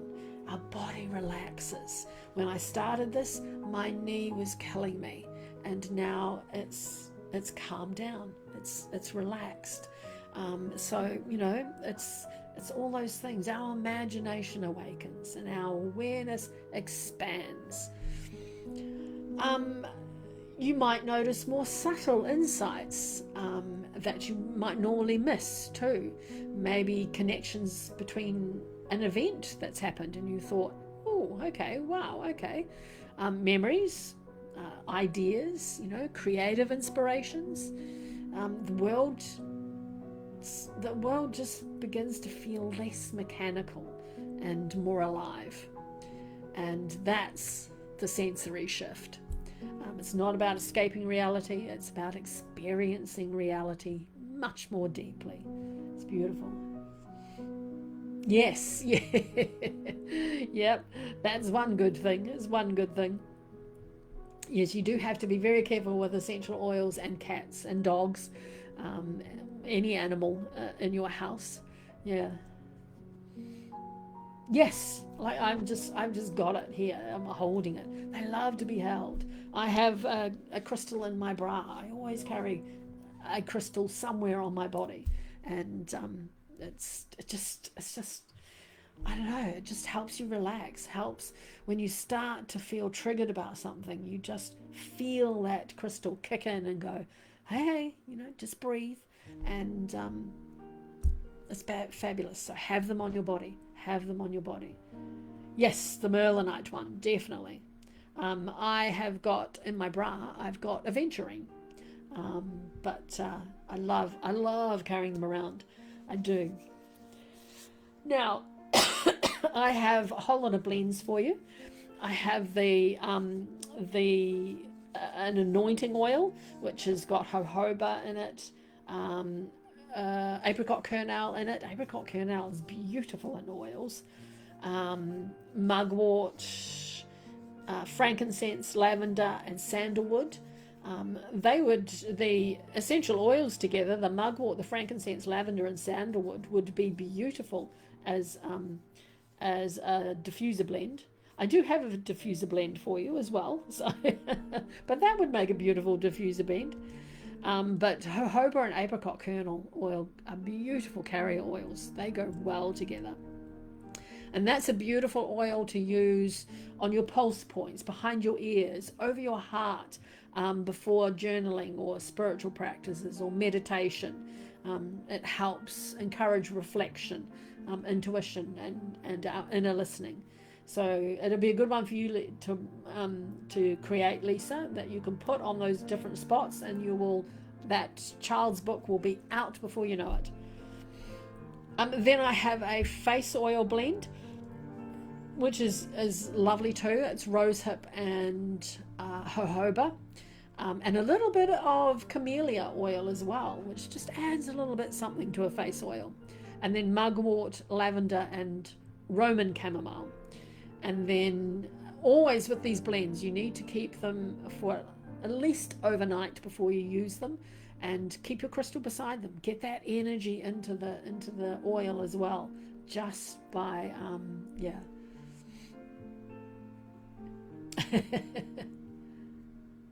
Oh, thank you, Lisa. Then I've got a hydrosol spray, which might not be as bad with the oils with the cats, but because it's much more diluted, but you'd still have to be careful, I think. And that one's got rose and lavender hydrosols. Then you put water in it, and then it's got 2 drops of mugwort in that, and that is in 100 mils. So 2 drops for 100 mils, and 5 drops for the 250 ml diffuser. That would be fine. And then you need, in a hydrosol, you need a stabilizer, or not a stabilizer, a solubilizer. Can't say that one fast. And that's what holds all the oils together, so that they spray evenly. And you could use vegetable glycerine for that. Yeah. Yes, I've already got these recipes up there. I was very organized. Got them up on the link tree a couple of days ago, actually. I was really organized. So they're all there waiting for you to blend to your heart's content. And the hydrosol is fabulous again to spray around just yourself. You can spray it, make sure it's not on your face, but spray around you. And fabulous, and just when you're reading, when you're sitting down reading in your favorite reading spot, or when you're working on a dream journal, if you have a dream journal, and meditating. Hydrosol sprays are fabulous for meditating. And then I've done a mala blend as well. Did this one.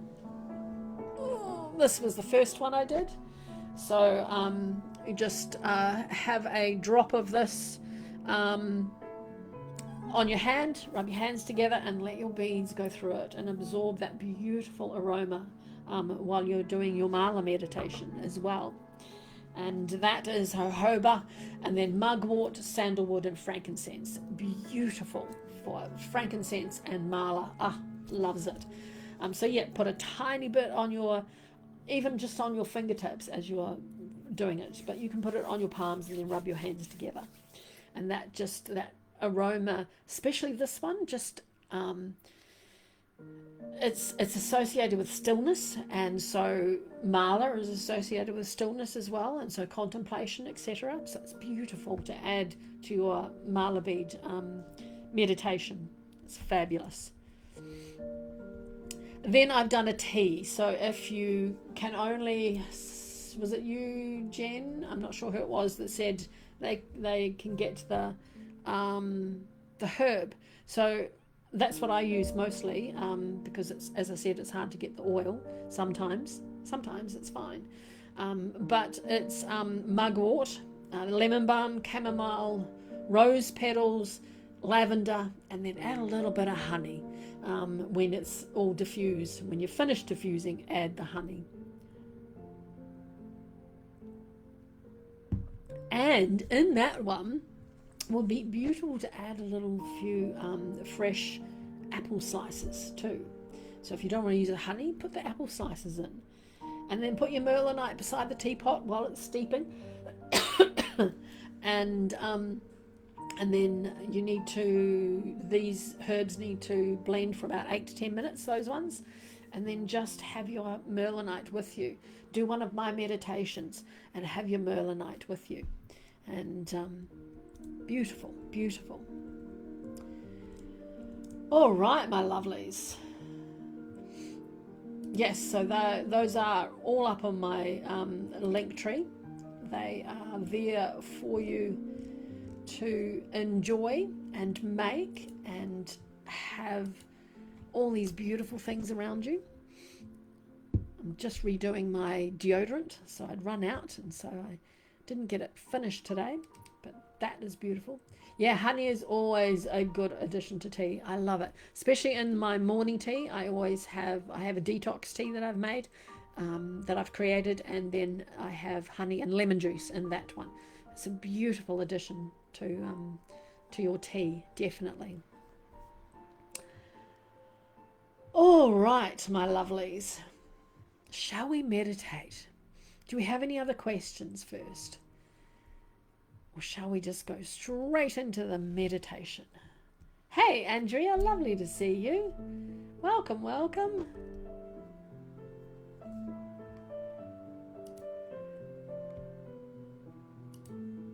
Beautiful. All right, let's take a slow breath in. And just allow your body to settle. If you have a Mernilite, hold on to it. I'm assuming probably you don't have mugwort diffusing, but we can imagine the scent as we go through.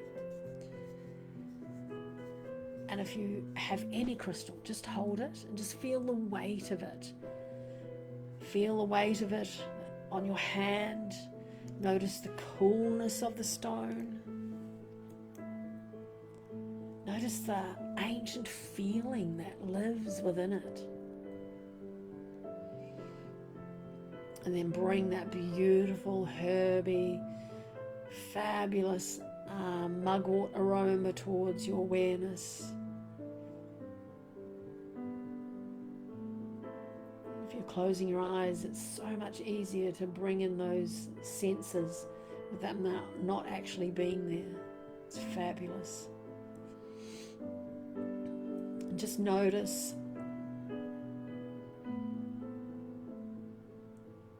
Just notice the scent, notice the crystal, notice your breath, notice your heartbeat.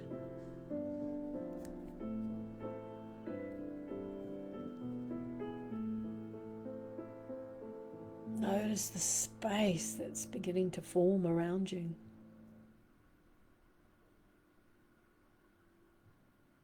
And as you breathe in, just imagine roots slowly extending up from beneath your feet.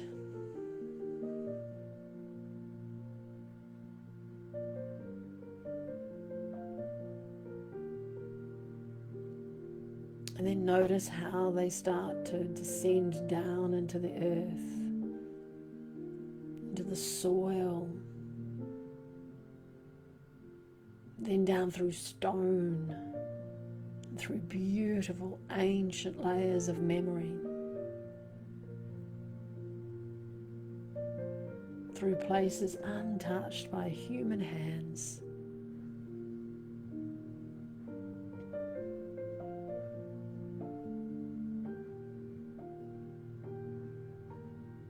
And the roots continue until they reach the vast crystal heart of the center of the earth. And then that moment that they touch, a pulse of silver light rises upwards through your roots, into your feet, into your legs, your whole body,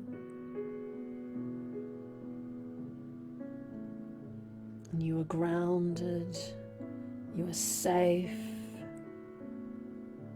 you are held.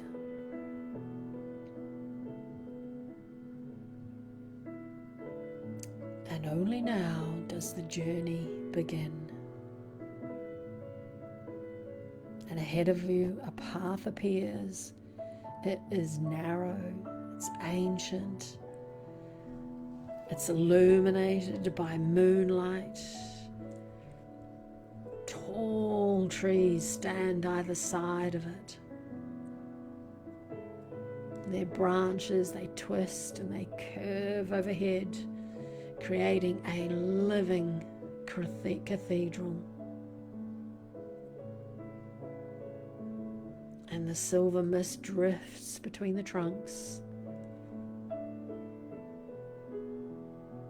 And the air smells of mugwort and moss and wild herbs.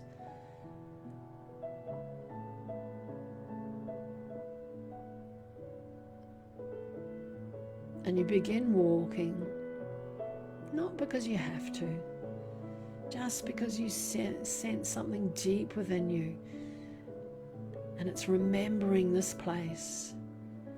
Perhaps you've walked here before, maybe in dreams, maybe in another lifetime, perhaps just simply within the deepest part of yourself.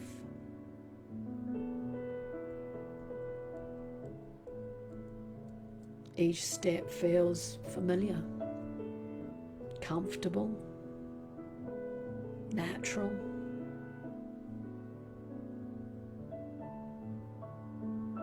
The forest welcomes you, not as a visitor, as one returning home.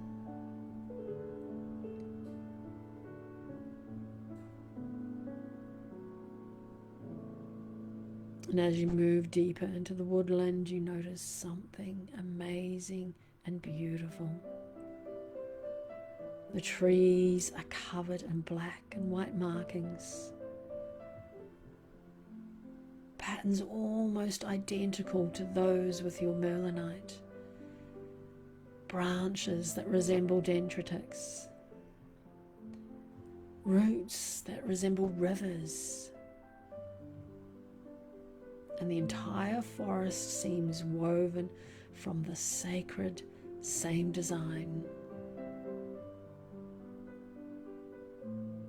And now you understand something, that the patterns inside your crystal are not random. They are maps, ancient maps, maps of pathways and connections and choices and possibilities. And your own life is like this, a network of experiences, of relationships, of lessons, of dreams.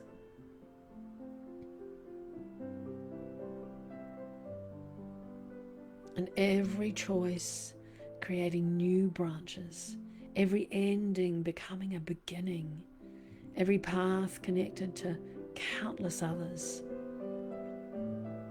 Nothing in your life has been wasted. Just let those words settle. Nothing in your life has been wasted. Not the mistakes, not the detours, not the heartbreaks, not the confusion. Everything becoming part of your map. Everything helps shape who you are becoming.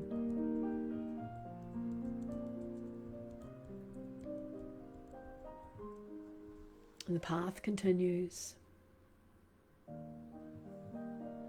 And that mugwort scent grows stronger. It's not overpowering. It's just present. It's like an old friend walking beside you.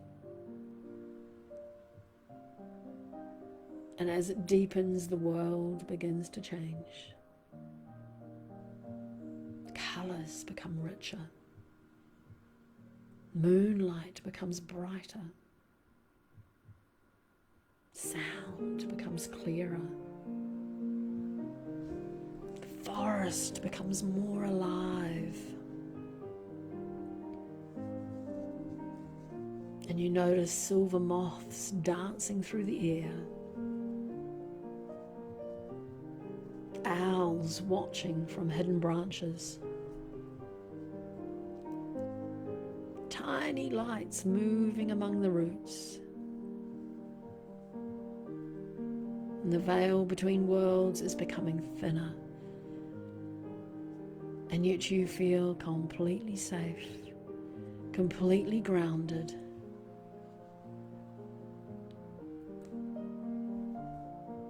For Mernilite remains in your hand, and it's a reminder that you carry both earth and sky within you.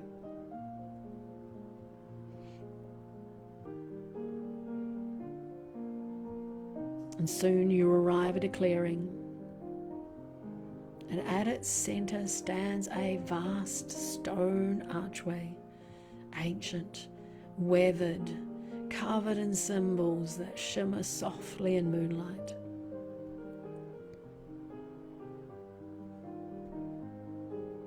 The archway is not a doorway into another place.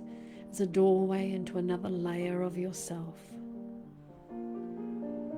The part of you that remembers, the part of you that already knows, the part of you that existed before fear began speaking so loudly. You step forward and you pass beneath the arch.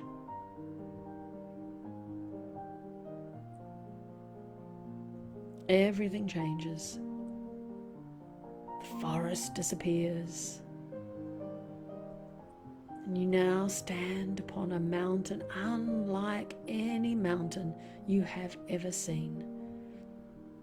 Its slopes are made entirely of silver stone. The sky above is filled with countless stars. Galaxies spiral overhead.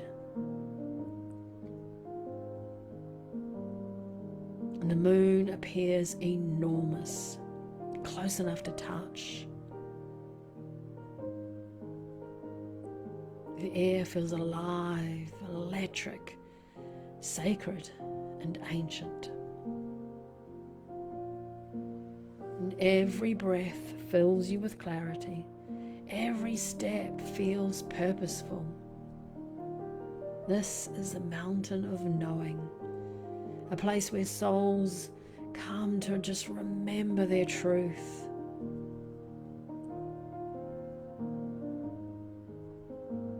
And as you begin climbing, you notice figures appearing along the path. Some are people you have known. Some are ancestors. Some are guides. Some may simply be aspects of yourself. Each one offers a gift. And it's not a physical gift, it's a lesson. It's a strength. It's a wisdom. One offers courage. One offers forgiveness. One offers trust.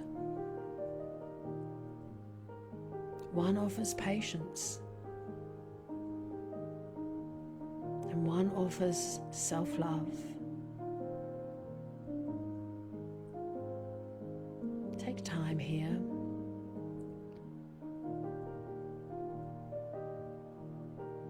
Just allow each gift to be received.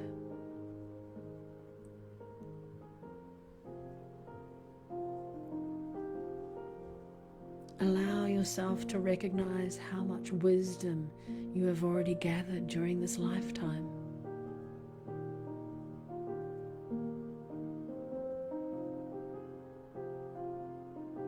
You are not starting from nothing. You have traveled far. You have learned much. You carry more strength than you realize.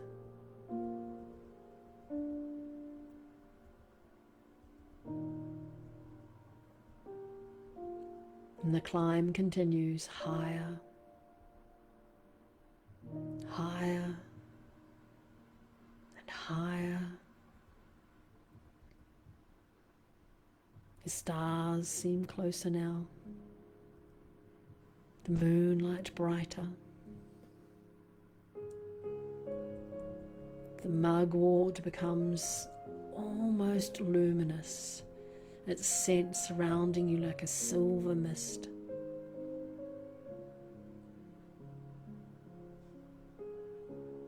And you realize you are now no longer climbing a mountain. You are climbing through your own consciousness. Each step carries you beyond your old limitations, old stories, old fears, old beliefs about who you are.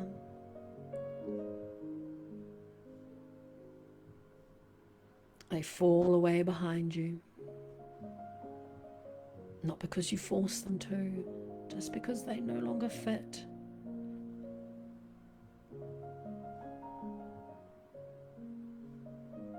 And eventually you reach the summit. It's a vast circular platform awaiting. And at its center rests a giant Mernilite crystal, larger than a house. And its black and white patterns move like living rivers. Its light pulses gently, anciently, steadily, as though it possesses a heartbeat. And you approach, and you place your hand upon its surface.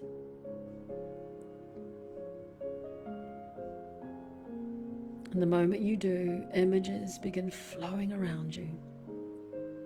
Moments from your life, moments of joy, of sorrow, moments of triumph, moments of struggle, moments you have forgotten. And as you watch them, something beautiful happens, something remarkable. You no longer see them as separate events. You see the pattern. You see how one experience led to another. How one ending created a beginning. How every single challenge taught a lesson. How every lesson became wisdom.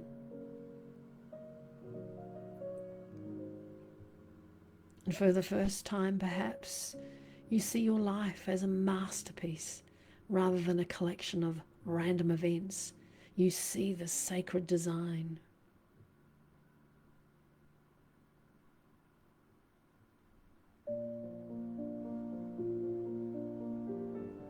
Sit beside this great crystal.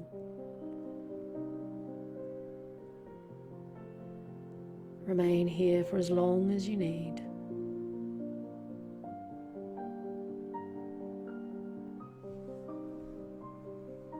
Allow questions to arrive.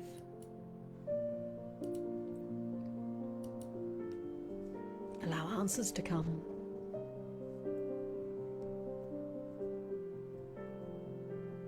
Allow silence to speak. Allow wisdom to emerge.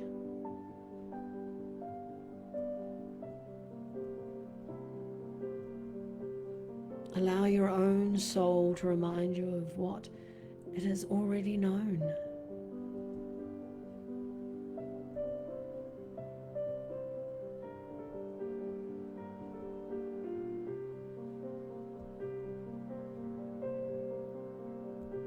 When it's time to return, the great crystal sends a beam of silver light into your heart, a gift, a memory, a truth, something uniquely yours. You may not understand it immediately, and that is perfectly fine. Some gifts unfold over days, weeks, months, even years, but trust that what you need has been received.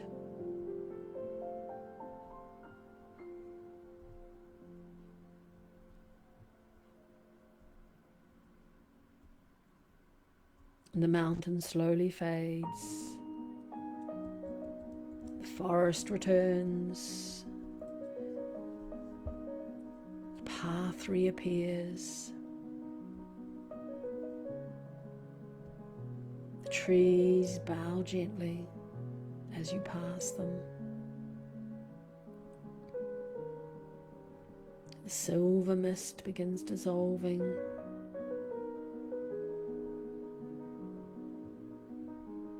The scent of mugwort softens, the moonlight grows gentler, and eventually you arrive back where you began, carrying more wisdom, more trust, more understanding than when you left.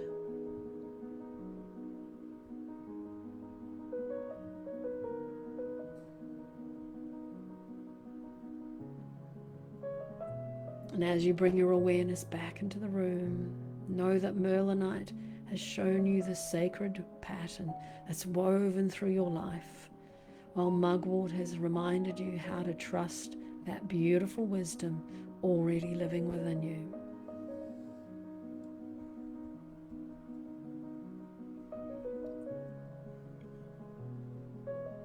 And you return carrying not only memories of a beautiful journey, but a deeper relationship with your own intuition, your own mystery, and your own unfolding path.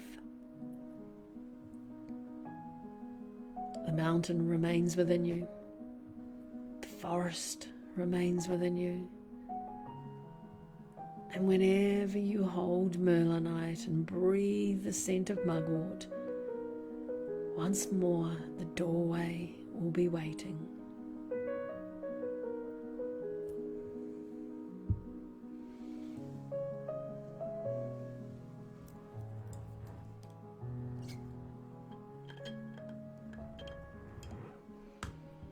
And when you're ready, if you haven't already gone to sleep, just open your eyes softly, slowly. Wiggle your fingers and toes. And I welcome you back into this beautiful space, this beautiful energy.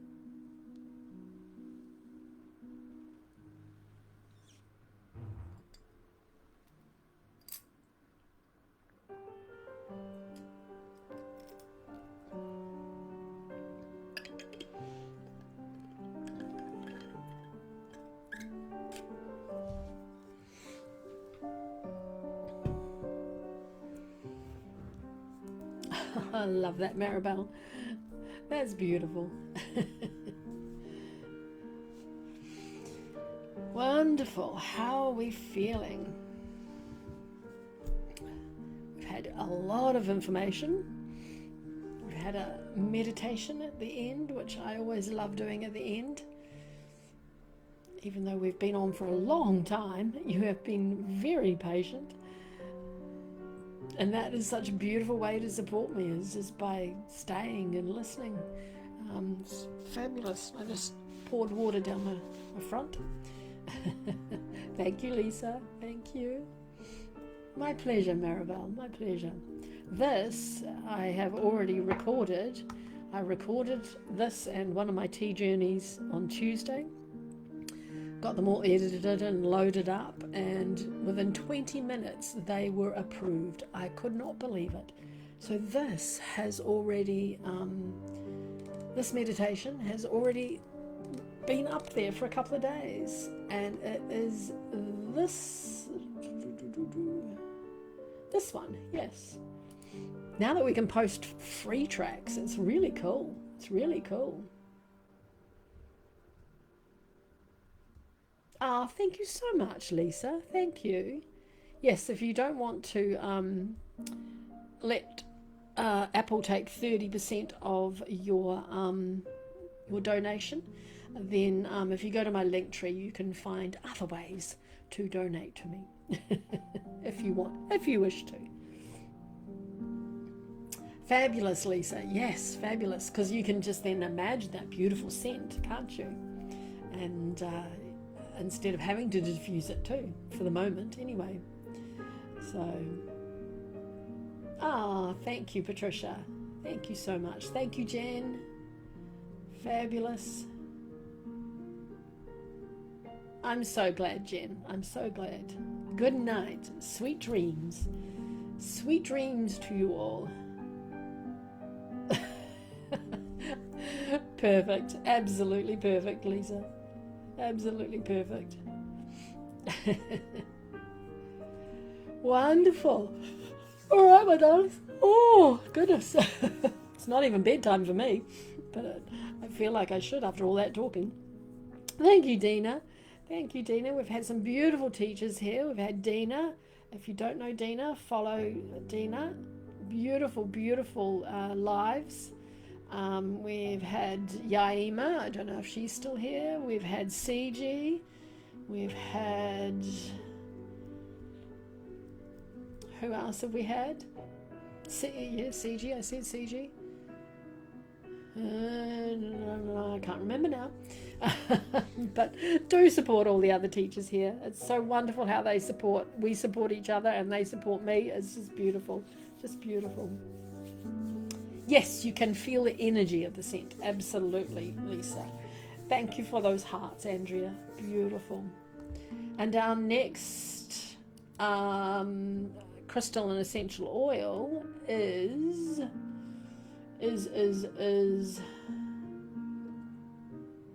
must be this one. There we go. Peacock ore and grapefruit. This is going to be the next one, and so notice the earlier time. I'll keep it at that earlier time because I feel like that might work better for our beautiful friends on the other side of the world. So yeah, so it's just an hour earlier than what I had been doing it. So that's good. And all those beautiful hearts going up. I love seeing those hearts. They're a fabulous creation, aren't they? Fabulous creation. And otherwise, I will see you in a couple of days, and we will be doing... Got too many cards here now. I need to get rid of some. We're doing the crown chakra, and I have put a howlite crystal there. If you want to hold a crystal, it's lovely holding a crystal when you're working with your beads. And howlite is a really good one that connects with the crown chakra beautifully. And then we're heading upwards. After next week, we'll be heading into the upper chakras above our head, which will be exciting, very exciting. Looking forward to that. All right, my lovelies, if we have no other thoughts or questions or anything, thank you so much for joining me. As I said, these blends are up on my link tree, so you can go and make them to your heart's content. And until next time, I will see you soon. Bye.